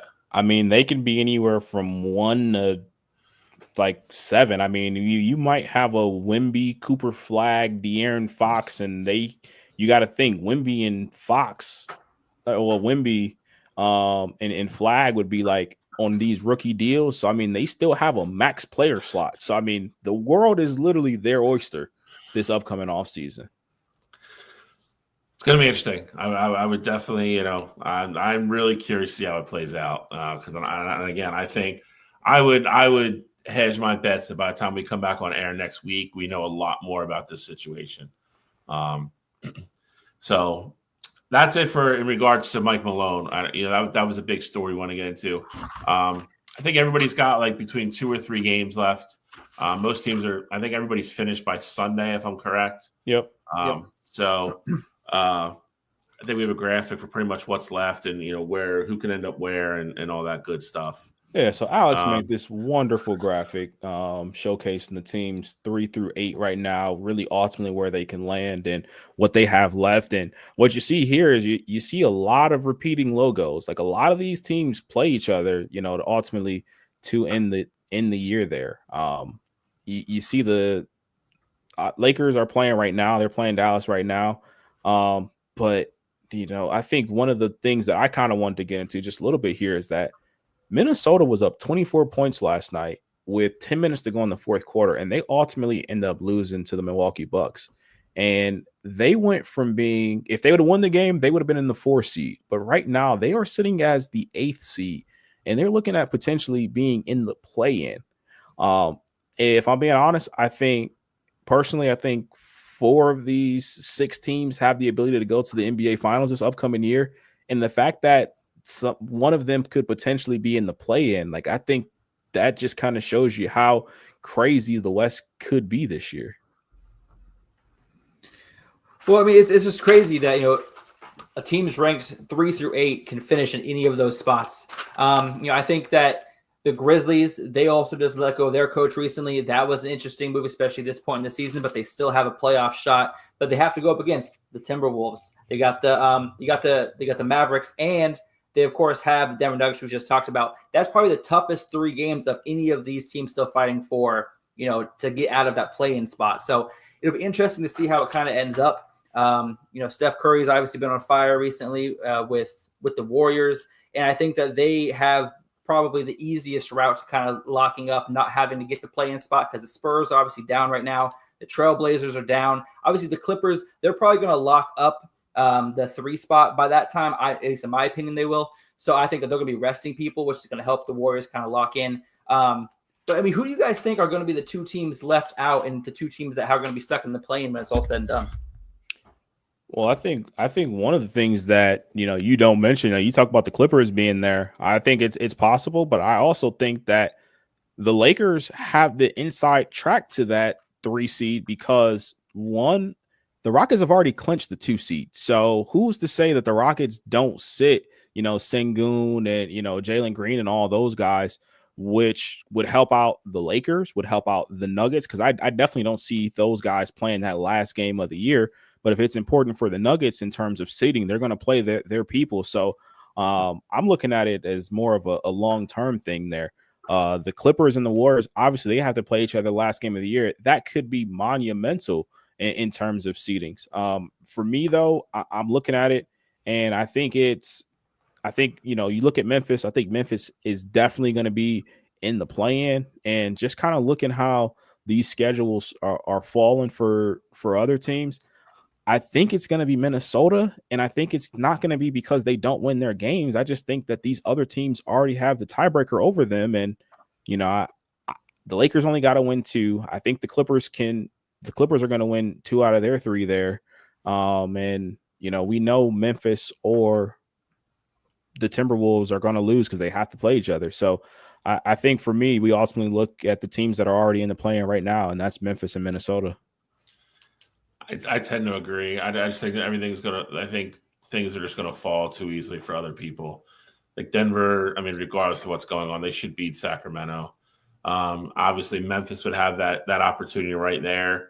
But then, like you said, their last game is against Houston, who's going to be sitting everybody at that point because they're locked into 2. Golden State should win those first 2 games rather easily. And again, the Clippers, I don't think will be playing anybody in that last game. I just don't think there's any room for them to move up. Ultimately, I think we end up with those 2 kind of being where they are now. Well, it will be interesting because if the Rockets, let's just say they want to, keep the momentum rolling and they don't really sit anybody, the way that the Dallas is playing the Lakers right now, they're only down by 3 points. Let's just say the Dallas finds a way to beat LA tonight. That kind of turns everything upside down. So I'm going to be watching that game extremely closely the rest of the night. Doncic is going off right now with 21 points already in the second quarter. So that'll be something to turn on after the show is over. Yeah, no, for sure. I think the Lakers got fortunate to how their schedule ultimately ended because you get the Blazers, and obviously the Mavs aren't healthy, but only needing to win 2 out of the last. Really, it was 2 of the last 4. They blew the game last night against the Thunder, but I do think this back half of the stretch of the season here has been very, very interesting because these teams it's been tight really all year. But the fact that all these teams are separated by a game and a half is just absolutely nuts. As a Warriors fan, it's also crazy to think about had the Jimmy Butler trade not happened, where would the Warriors be sitting right now? Would they be sitting at that 10 spot or would they be sitting at the 11th? That Jimmy Butler trade completely changed the trajectory of the Warriors season. So I would be curious to see where they would have ended up had that trade not happened. I will say, just bringing up the Warriors, I'm curious to see what they look like in the playoffs because if we're being honest, they've looked great as a team. They've been winning basketball games, but Jimmy hasn't been a superstar with the Warriors as of yet. And so, we know he has the moniker of playoff Jimmy, and we know what he can do in the playoffs when the games are big and the lights are bright. But does he have that switch to flip, or is this just what we're going to get from Jimmy Butler? I think he has the ability to be one of, if not the most important player in the entire playoffs this upcoming playoffs. Not saying he's going to be the best player, but I think he can be the most important. And the fact that you have a number 2 guy that can give you 30 and impact winning the way that he can, there's not many that have that kind of pedigree in the Western Conference. So the Warriors is definitely going to be a really interesting team to watch here down the stretch. The other thing that worries me about the Warriors is that lately they've been running with a really small lineup with Draymond at the center. So that's what worries me later in the playoffs. If you see Denver with Jokic there, obviously Draymond has semi-good games against Joker, but when we get those teams, if we play the Clippers with Zubac, if they have those bigger centers, they kind of will dominate us down low. And that's where I see the Warriors having the issue. And that's where I wish they would have shored up is at the center down low position. But that's why matchups matter though, because if the Nuggets, let's say they get the 4 or 5 seed, and they take out the Thunder and the in the second round there. And then like you're looking at a Warriors team that ultimately, they've seen the Rockets or the Lakers or, the Timberwolves or Grizzlies. Like they could potentially be going up against teams that don't have dominant big men until the Western Conference Finals. Like you may get lucky there. So that's also why I think the seeding is so paramount to what we see happen. It's definitely interesting. It's definitely interesting the way it's going to break down. And again, it's definitely interesting the way the matchups will play out, in regards to, like Golden State would probably have issues with Joker on one end of the floor, but, being able to play small on the other end of the floor gives them certain advantages. So it's what makes playoff basketball fun because you get different matchups and, we say it all the time with UFC or boxing, matchups make fights. So it's going to be very interesting to see where the dust settles and everybody is here at the end. I also think Jimmy's been huge for them because I think Jimmy gives them another shutdown defender though. Jimmy has that dog mode he goes into when he gets to the playoff mode. And now you have two elite defensive guys on the court. So it allows them to, put Jimmy on kind of a smaller guy and, Draymond, usually takes a big or maybe somebody else that, he can affect in a different way. So Golden State has a lot of advantages as well. So, and the way Steph's playing, I mean, I just wouldn't want to sign up to play them right now. I just wouldn't. It's one of those teams I would just be like, give me somebody else. And I get that. I will say, though, the East is a lot more cut and dry. I mean, really the only thing that guys to get figured out is, you have a little bit of the seeding, like 4 or 5, and then really it's just the play-in. So I feel like we don't even really need to talk about it that much because the play-in really doesn't matter because they got to play each other anyway. And so we can talk about, like, the previews of that, like, when that happens there. But, the East is pretty much, in a sense, wrapped up, and you have a pretty good idea about, what teams are going to be where. Yeah, I think the only teams that can really move is 4, 5, and 6.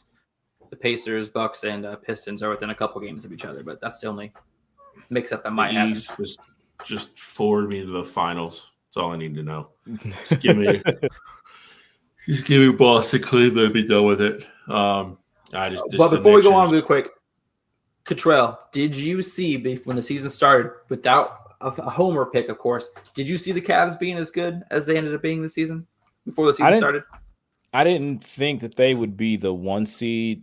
So you had them 2 or 3, I thought. Wire to wire. Like, I didn't think – literally from the start of the season, they started off the year on that, like, 13, 14-0 run or whatever, and they've been the 1 seed the entire year. Like, I didn't see that being the case, but I definitely thought they were going to be, a 2 or 3 seed this upcoming year. I thought they were going to be really good. I just have – I'm not going to say concerns, but I had question marks in bringing in a new coach. Like, I thought that would help ultimately in terms of getting different buy-in or getting different – energy from this team. I thought they had all the talent in the world. But I thought that was a team that would be one of the best in the East. I just didn't think that they would have a better record than Boston. And I will say, and it's kind of cheating in a sense because you already knew what this team was by February, but the addition of DeAndre Hunter has been so like known and so like you just feel his presence every time he's in the basketball game. He gives you an extra defender on the wing, and he has the ability to be a consistent three-point shooter that we really haven't had on the wings with like a guy that has size in a long time. So like he just filled the perfect hole that we had on the team. So at that point, you know, I know it's February and, you know, you've seen the Cavs play 50 games at that point. But like for me, I think that was the moment where I was like, all right, this is a team that can be the best in the East. There we go. I just had to get your take on that. I think it's a very real possibility that Cleveland comes out of the East. I think there's still a large amount of people that think push comes to shove, they're going to get into the playoff series with Boston, and Boston's going to come out of it, which could happen. But I think Cleveland is one of the surprises this year. I think everybody expected them fully to be a top, you know, no worse than probably 4, you know, in the East, but to start out 14-0 and then really not let off the gas at all. And even I think they 13 losses, something like that. Yep. And a couple of them were, I know they lost, I think at least twice at the buzzer. So I mean, they're a very good basketball team. Very good basketball team. It's going to be very interesting. My problem is I don't see it ending any other way but those two teams. I just don't think New York has enough. Milwaukee is a shell of themselves. What? So with Dame out, who knows what the offense is going to look like? It's going to go all through Giannis, and I don't think they have the pieces around him to help him out. So, which is rough because I thought this could be a good year once they got rolling. I thought him and Dame started to really play well off each other.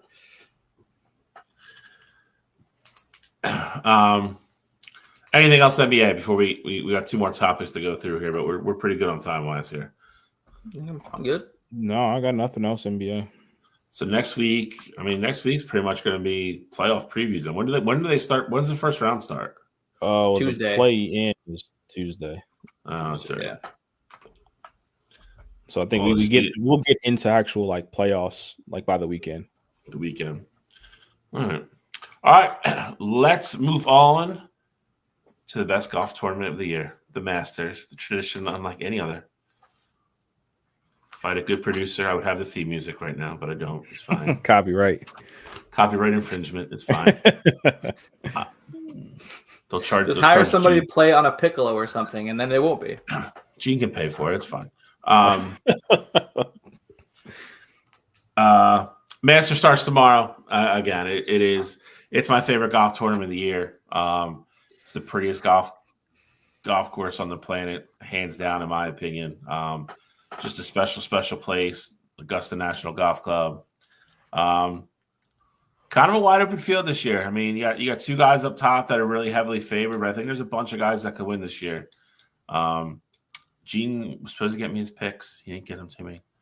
And I would say I will say as the non-golf guy, Gene has had the most success in picking this tournament. So hopefully he texts them before they start tomorrow. We can put them on the page. But weather looks like it's going to be beautiful all weekend. They got a bunch of rain Monday and a little bit yesterday. Looks like it's going to be clear skies the rest of the weekend, which means by Sunday it will be firm, fast, diabolical. It's going to be great. So I'm looking forward to it. Finally have a weekend this year where, nothing's really going on. I should be able to watch a lot of it. I'm excited. Your guys' thoughts, your picks, give me your picks, props, long shots, whatever you want to do, whatever you got written down. Give me all the bets. Give me all of them. Well, I'll go real quick. For me, it's about three guys. Obviously, Rory McIlroy. I want to see him get his jacket. I want to see him finish the career Grand Slam. Then obviously there's the betting favorite, Scotty Scheffler. He's had 3 finishes out of the top 10 recently. So obviously he's looking to get back on track. But the guy that I'm looking to have a fantastic weekend is Bryson DeChambeau. He's finally figuring out his club head situation. Last year he started out great in the first round, shot a 65, which is 7 under. And then he kind of had a rough 3 rounds afterwards. But that's what I'm going to be watching this weekend. Is he was saying in an interview a couple weeks ago that his main issue is that his nerves, when he gets into big shots, his nerves kind of really affect him. And he's been practicing kind of toning it down and breathing exercises so that those moments don't overcome him, which is what he said happened last year. And so this year, I think he's going to be able to pull it out. Definitely a top 10 finish. But Bryson DeChambeau is my pick of the Masters. All right. So this is the one tournament where I shouldn't say the one, because obviously you have a lot of data of what players do at certain tournaments and certain courses and things like that. But this is the one where I think, history really matters. We haven't had a player playing their first Masters win it since, I want to say it was the 80s. Bill, correct me if I'm wrong. Their first tournament. It's been a really long time since that's happened. And most of the times these golfers that are getting their wins here, they've also finished in the top 10 before. So for me, I look at it as what players have had success in the past here at Augusta. And so a couple guys who I just want to throw out as far as value picks. One being Will Zalatoris. I got him at plus 6,500 ultimately. I think he's down now to plus 5,500. But it's a guy who golfs very well at Augusta. And if you're, again, just looking at value, even if he hasn't played well, on tour so far this year, when you get to Augusta, you know what you need to do. You know where it runs. You know where you need to go. And I do think experience matters a ton there. Another guy who I was looking at that has conquered the course before actually is Jordan Spieth at plus 3,500. Again, it feels like every time he's there, he's playing well and he's in the thick of it. He's essentially guaranteed to make the cut at Augusta there. So I think at plus 3,500, he's a guy that definitely has some value there.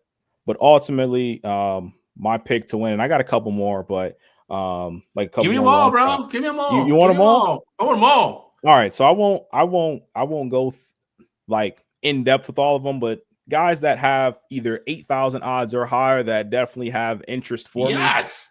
Here we go. Dustin Johnson is one of them. Again, another guy who has a green jacket already. Cameron Young's finished in the top 10 multiple years in the past 5 years. He's at plus 17,000. And a guy who recently finished in the top 10 at the Masters, who I was not expecting his odds to be this high, but I saw him and I was like, I don't think he wins it. He's probably going to be there, though, on Sunday. That's Max Homa at plus 35,000. So just some darts that I threw at a board there, me personally there. But ultimately, my winner got the guy who came in second last year. First tournament, he beats the stigma of ultimately stinking it up your first time or not being in contention. I got Ludwig. Ludwig taking home the green jacket. I don't think you get like Scotty. His odds are just crazy low. Obviously, he can do it. He's one of the best in the world. Rory's had a great start to this year. He's been playing well. It feels like in every tournament. But I think you get a taste of it last year, and I think he comes back this year and gets it done. So you brought up a couple interesting guys there. You both did. Bryson, here's my downfall with Bryson. He's still tinkering with equipment, which I never like. And he still, to some degree, wants to kind of to beat that course in his way. And he doesn't need to do that. And I think if he would be probably a little bit less stubborn and just play to traditional spots and hit good golf shots, because he's a really good golfer, he can win a green jacket. Will he do it this year? I don't know. Bryson was on my short list at the beginning of the year. Scotty, I just don't think Scotty's in this. Scotty may never be in the same form that he was in last year. I don't think people realize how good of a year he had last year. Like, you're talking about Tiger's kind of run in the early 2000s and then Scotty Scheffler. So, like, he could go have a couple more years where he wins 4 tournaments. He's not going to have a year. He probably never has a year again like he did last year. He won 9 tournaments, 2 majors. Like, that is literally legendary Tiger Woods stuff. That's what that is. My problem is this. At the beginning of the year, I was like, I'm not going to overthink this. I'm not going to, kind of, defer from it. I'm going to pick who I think I'm going to win. I'm going to stick with it. I'm going to stick with it through the Masters no matter what. Problem was, he then went out and won the Pebble Beach Pro-Am, and then he went out and won the Players Championship. I really thought Rory was going to have a good year this year with all the live crap behind him. His family life kind of settled down, and now he comes out on fire. I don't know if he wins his 3rd tournament in like the 4th month of the year. But that being said, I'm going to stick with my gut. He was my pick before the year, regardless of what happened everywhere else. I'm going to go with Rory. I think Rory gets it done this week. I think he finishes the Grand Slam finally, kind of gets that monkey off his back. And a couple other guys I have here. I think Brooks at plus, you can get him still probably high as 3,400, which is bananas to me. Yeah. The guy debatably should probably already have 2 green jackets. He plays there very well. He gave an interview today where he was very matter of fact and kind of said he actually likes where he is. He's usually very honest. with how he's playing.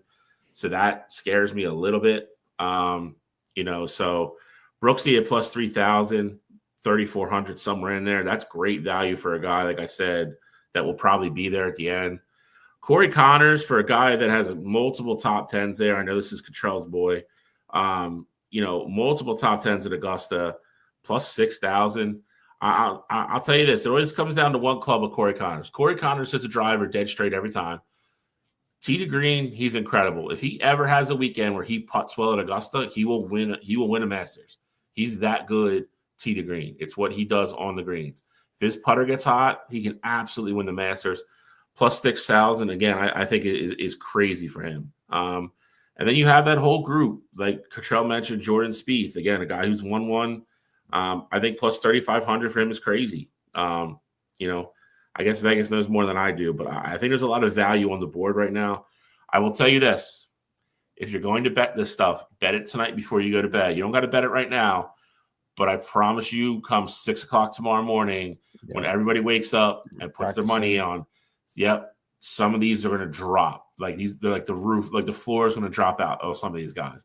Like Brooksy, Jordan, I promise you by the time they go off, they'll be down in the low 2,000s, like 1,800, somewhere around there, because people are going to put too much money on them. Because it's crazy to think that 30-1 that Brooks could win a green jacket or Jordan, who's already won one. Those odds are going to drop a lot. So if you want the value, if you want the money, for me, I would bet it sooner than later. I would not wait till tomorrow morning. So that's it for the Masters. Like I said, hopefully we get Gene's picks in because, all kidding aside, he's very good at it. I think to some degree, I think his, not knowing it. Well, it's tough to say that now because Gene's become a golfer, so I don't know. He might overthink stuff now. Before I think he just looked at things and just went with his gut and he picked very well. So we'll see what happens. But hopefully he gets his picks in. Last topic of the night we got UFC. I think it's like UFC 1000. I don't know what it is at point. There's so many of them. 314. 314. I can't believe it. Can't believe we're at 314. That being said, though, pretty decent card. Headlined by the two top fights. I'm sorry. Where do we want to start? Do we want to start with the undercard or what do we want to do? Yeah, I think it's the co-main. I will say the one thing about this card is that the early prelims are actually really freaking good too. I know Yair Rodriguez is also fighting on the early prelims, so like what you're not seeing here. He's fighting who's he fighting? Pitbull, bro. Pitbull is going to tear him up. Yeah. Patricio Pitbull from Bellator. This dude can do some damage. Like this dude's I think he's going to win. I think he's plus 215 right now. Pitbull is. Yep. But I think he's going to knock him out. The dude's tiny. The dude is. Go ahead, Cottrell. Yeah, no. So that's definitely going to be a really good fight. Also on the early prelims, you got Jim freaking Miller versus Chase Hooper, and that's really a tale of two sides there. You got Jim Miller being the super old guy and Chase Hooper being the young up and coming fighter at lightweight. Kind of one of those changing of the guard kind of fights there. So definitely a good fight card as a whole. You may not have necessarily like the names per se on this, but you should see a lot of good fights on this card. I will say I do think there's a lot of good fights. I think this will be an entertaining card. I don't think it'll have kind of the dull and the kind of laying around and boring aspect that the last one had. But let's start with the co-main: Michael Chandler versus Paddy Pimblett. I don't see how this isn't an entertaining fight. Michael Chandler comes in and uses technique for about a minute and a half and then just decides he's going to try to knock somebody's head off and fights like just a crazed maniac for 15 minutes. Paddy's a guy that does not mind stirring it up at all. Has a good ground game, though. Michael Chandler's a great wrestler. I think this is a very exciting fight. I will say Michael Chandler really, really, really needs this win. I feel like if Patty wins this, then I know Michael Chandler's record. You look at it, and on the surface, it doesn't look great, and it's not. But I mean, he's literally fought the who's who in the UFC since he's gotten there. So I will give him credit for that. But how do you guys see this one playing out? Who do you ultimately think gets their hand raised here? Go ahead, Kachaw.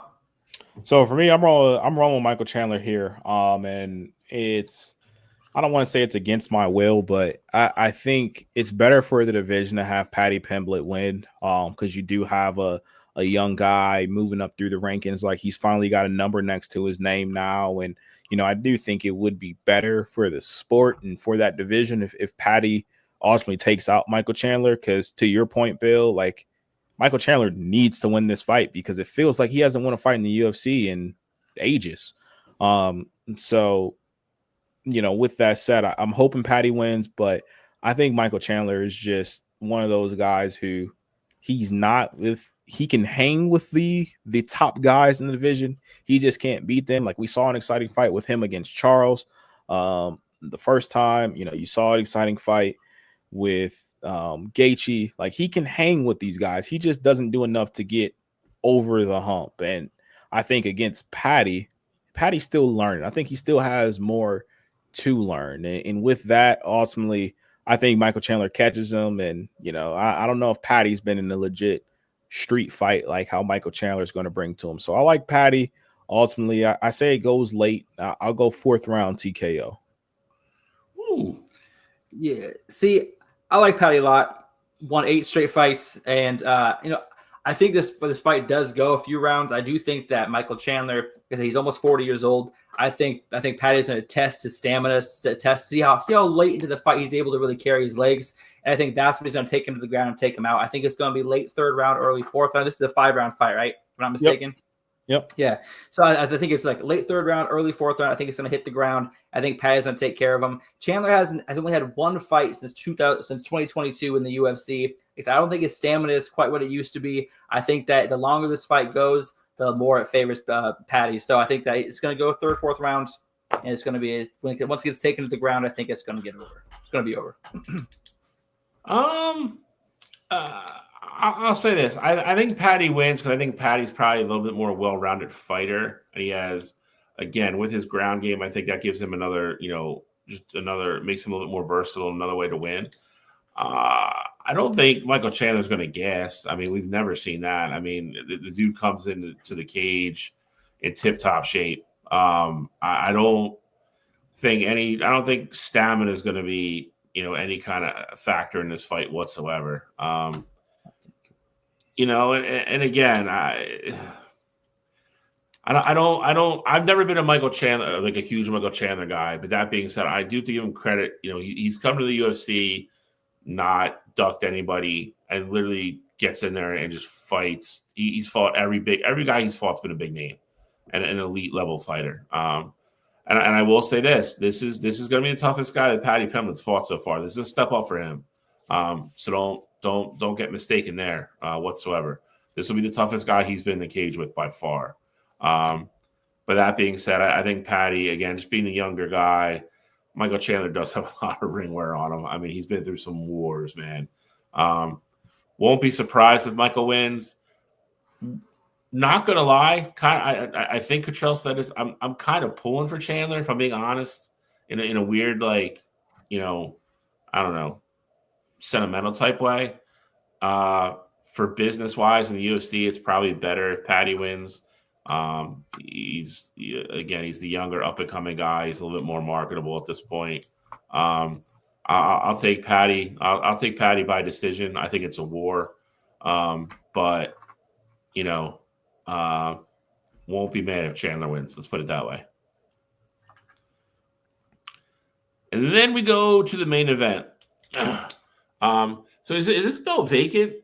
It is. Ilia Topuria went up to lightweight and vacated the belt. Essentially, he knew that he couldn't keep continuing to go down to featherweight. If you remember what happened with like Conor when he was down there, like it got to the point where he couldn't get down to 145 anymore. And so I think Ilia wanted the task of, challenging himself. Because I mean, when you take out Volk the way you do and take out Max Holloway the way you do, there's really not much left for you at the division. But at the same time, I do think the weight was a big factor in the decision. Yeah, I mean, there was a couple fights. I mean, Conor, when he was doing it, didn't even look like himself at weigh-ins, and then he would go eat and hydrate and be back in the cage at 165 the next night. But I mean, he would look like deathly ill. It's again, and I've said this before. When you're making extreme cuts like that, your body only has a certain amount of them in them, and eventually your body is just going to be like, yeah, we're not doing this anymore. I didn't know. Did he vacate, or did Dana was Dana kind of like? No, he vacated. He said, "I'm going to 155." All right. Well, that being said, we get a championship fight, which is nice. Volk, who was, I mean, for some people, number one pound for pound guy for a long time. If not, he was in the top 3, no matter how you sliced it. Versus Diego Lopez, a very dangerous fighter. Volk's obviously going to want to get his belt back. This is a huge spot for Lopez. Thoughts, ending, what do we got here? So, I mean, I'll hop in there. I got Volk getting his belt back. I know a lot of people think that Diego Lopez is about to take the belt from him, and I do think this is going to be a tough fight, but I think this is one of those instances where Alex Volkanovski is the best 145 fighter on the planet, not named Ilia Topuria. So ultimately, I think you get Volk, and I think you see old Volk. Like I think, and it's crazy to say that because like I don't necessarily think he looked bad against Ilia, but Ilia just was able to expose weaknesses that you didn't even know that Volk had. I think against the fight against Diego Lopez, he's going to try and take the fight to him, and I think that's Volk's wheelhouse. I do think he will be able to outclass Diego, and similar to how I see the first fight going, I do think we get a decision before the judges' scorecards. But in this one, Diego is so tough. But ultimately, I think this goes all 5. But I think Volk does enough to get Herb or whoever's in the cage to stop it. I'll go 5th round TKO. See, I really like Diego. He's winners of 5 straight, and he can what? Just because no, I'm just saying like both. No. I'm just saying both fights. Like you're like, so I like the other guy. I do, man. I really do. Like I said, I like the young and up and comers. Volk hasn't fought since he got brutally knocked out when he fought. I forgot the dude we were just talking about. I forget his name. I'm not totally. Yeah. Thank you. Yeah. I'm not a total UFC guy, but when it's on, I like to watch it. And like I said, when I look at Diego, I just like said the way he wins his fights, he can outlast you, he can take it to the ground, or he can knock you out. I like what he brings to the table. I think this does go the distance. I think this is going to be a decision, but I got to go with Diego. I think he's going to have more points on the ground. I think he's going to have more takedowns. I think he's going to win 4 out of 5 rounds. I'm going with Volk. I agree with Cottrell. It took a special fighter and a special fight to take his belt away from him. I think Diego Lopez is probably a future champion in this division. I think he's a very good fighter. He's very dangerous. I think Volk has one last run in him. I think Volk gets his belt back. I'll go 4th round TKO finish. I think he's a little bit. I think it's going to mean a little bit more to Volk because if he loses this, it's probably you probably start to think about kind of the end of not the end of the road, but the end of the. I mean, you're a champion. Yeah, I mean your chances of getting back around to try to fight for it again are slim and none. You start thinking about money fights at that point, and I don't think Volk's quite there yet. So I think Volk becomes the champ, gets it done, has a little bit of a run here to finish out his career, and again, I think Diego Lopez is probably a future champion in that division. I think Volk's just a little bit too much, still a little bit of a class ahead of him still right now and where their careers are. So I'll go with Volk. The one interesting thing about this fight too is that Diego Lopez is, obviously I think he's a good striker, and again, this isn't like it's an easy thing to do, but Volk is a great striker as well, of course, but Diego Lopez hasn't, in my opinion, faced anybody at this point that's even in the same ballpark is Volk in terms of stand up. Like, he has some good wins on his resume, don't get me wrong, and he deserves this fight, but I do think it's different once you actually go in there and you start to feel those punches, and you have to go against a guy who can kill you with pace but can also knock you out. And I think Diego Lopez is going to be up for the challenge, but ultimately, though, I think once it gets to those championship rounds, that's when we really start to see the difference in the fight. I don't disagree with you at all. I actually completely agree with you. I think the longer this goes, the more it favors Volk. He's someone with a ton of experience to lean back on. Been there, done that numerous times. I don't think there's going to be any panic in the way he fights. And, for Diego, it's going to be a lot of, kind of uncharted waters. So, like I said, Volk's one of the legends. I think he just gets it done one more time. So, any final UFC thoughts? Nothing. I think this is going to be a good one, and I'm hoping that moving forward we continue to get good ones, because this is the first on paper good card of the year. Yeah, Dana, I would say the last 4 or 5 months, Dana's kind of dropped the ball with these pay-per-views, so I would agree with you on that one. But we will start with You Got to Be Kidding Me. I do not have one. I'm a positive person these days. Brother. But we'll let Alex go first. All right. Well, I'm going to take a trip. Bill, for you, it'd be west. For me, I'm going east out to Pittsburgh, where I'm just giving directions, Pirates president Travis Williams removed the Roberto Clemente number 21 from right field fence and replaced it with a beer ad. He expressed his sincere apology and called it an oversight on his behalf, but there is no way in heck that's an oversight when literally your right field fence is 21 feet tall in honor of the number 21 Roberto Clemente. And if you go look it up, it's a huge, right down the right field line, right on the foul pole, big old Clemente 21, place it with the beer can. Now, that was just one thing he did. Number 2 is Paul Skeens. He pitched yesterday. If you don't know who Paul Skeens is, get out from under the rock you live under and live a little bit, because he's probably arguably the second most popular baseball player in the world behind Shohei Ohtani. And yesterday for his start, yes, it was an early start, but they had literally probably 112 fans there in attendance watching the face of your franchise. You've got to find ways to put people in the seats and make money, or else Paul Skeens is going to be out of there. So 1, you disrespected Roberto Clemente, and 2, your fans are not showing up for your team. So for that, Pirates president Travis Williams. Come on, you got to be kidding me. Excellent. Well, I was on the same wavelength as Bill this week. No one really got to me, but we had a breaking development about 5 or so hours ago. Uh-oh, we're going to miss this going. We are going down to Miami with receiver Tyreek Hill yet again. It just feels like every time he's out of the spotlight for 4, 5, 6 months, there is something new that comes to the table, and it is an arrest. It is a trade request. It's always something new with Tyreek Hill. And this time, the report came out today that a police responded to his home because of a domestic dispute. Now, you may be saying, well, what happened? I'll say this. We don't know the full details of what happened. According to his mother-in-law, she called the police because she saw Tyreek Hill throw a laptop and grab, his wife, and was heading over to the balcony, with her.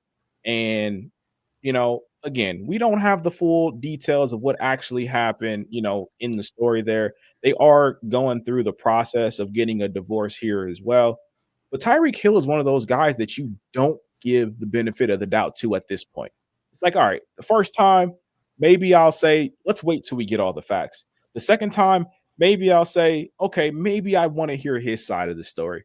But when it becomes a repeated pattern after pattern after pattern with the same MO, at some point, you just have to look at it on the surface level and say, yeah, there's no doubt in my mind that he did whatever they're alleging that he didn't report. I don't even have to read it. I just know, hey, it's Tyreek Hill.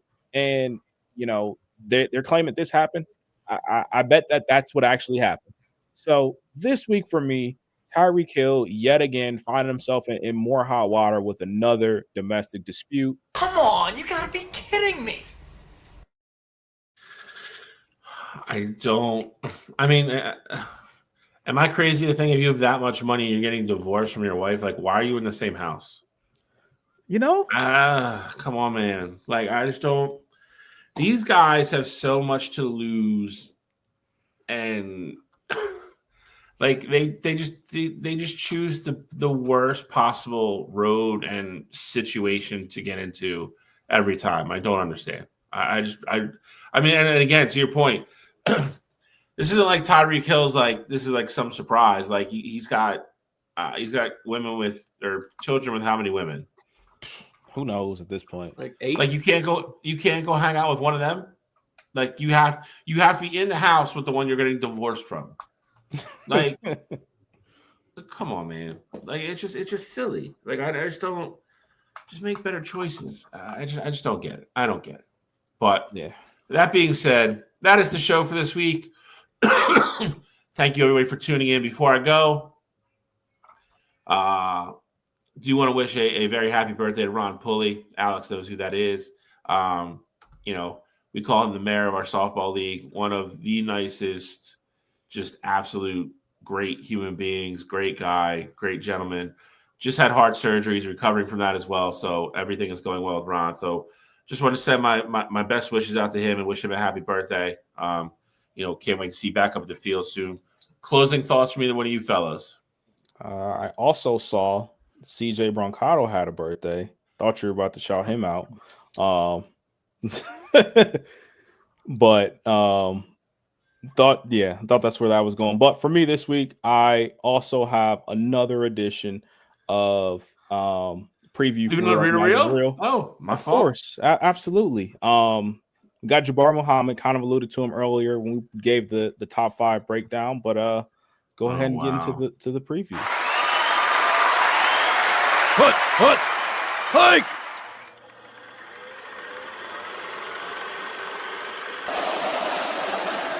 Howard looking over the middle, and it's incomplete. Tried to find Smith there. Jabbar Muhammad sprint.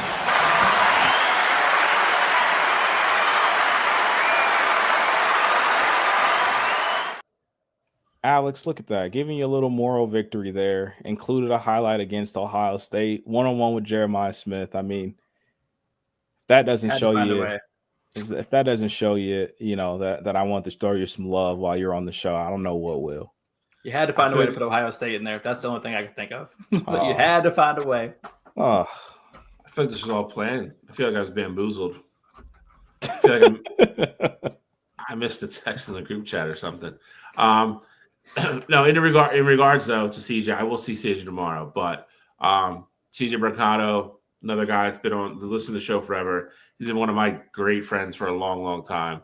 His birthday was, I think was it yesterday or was it today? I think it was yesterday. I don't know. I just remember seeing it. Yeah, I think it was yesterday. But happy birthday to you as well, you crumb. But I'll see you tomorrow. Anything else, Alex? Thank you for coming on. Thank you for filling in as always. We appreciate it. My last words for the day is that the Dodgers have lost 4 of the last 6. Let's go. Yeah. Lost a Alex, series of Phillies and went to Washington and got asses beat. They had to come back today to win. They had to come back today. They got their doors blew off yesterday. Alex, real quick here before we go, out of curiosity, why the hell is St. Louis's stadium your background? Like, Giants are having some good luck right now, and you're like, I don't even want to cheer for them right now. Like, we're just gonna keep that show rolling. Is that what's? Here's the thing. So a lot of the Giants games are blacked out by me, unfortunately, which is real weird. So I don't get to see a lot of them a lot. So I don't get to watch them. Today, I finally got to watch them, and they were down 6-1. So I was like, all right, I'm turning this off. And then they came back and won today. So I've come to the realization that if I don't look, they do well. So I'm just not even acknowledging. Yes, I'm wearing the jersey, but I'm not acknowledging anything. I've got Cardinals back here. I don't talk about the Giants on Up and In. Like I don't place bets on the Giants. Nothing. I'm just chilling here, checking the scores casually, so not to jinx them because this is the year I need some good stuff from them. I would hate to be Alex. Just all this constant just tomfoolery to hope your teams do well. because they just can't do it by themselves. There's just all these weird superstitions and things. I'm very superstitious, but it's gotten me a lot of success recently. A lot of moral the Warriors. I got the Giants.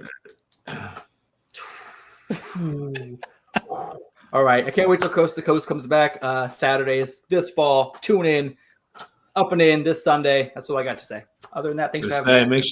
Make sure you plug Up and In if you've not watched it. If you're a baseball fan, listen to it. Him and Hack do a really good job. I think I'm coming on soon. I forget when it is. You have to remind me. But first episode of May. That's it. But probably write that down somewhere. Write that down. Write that down. But that's it.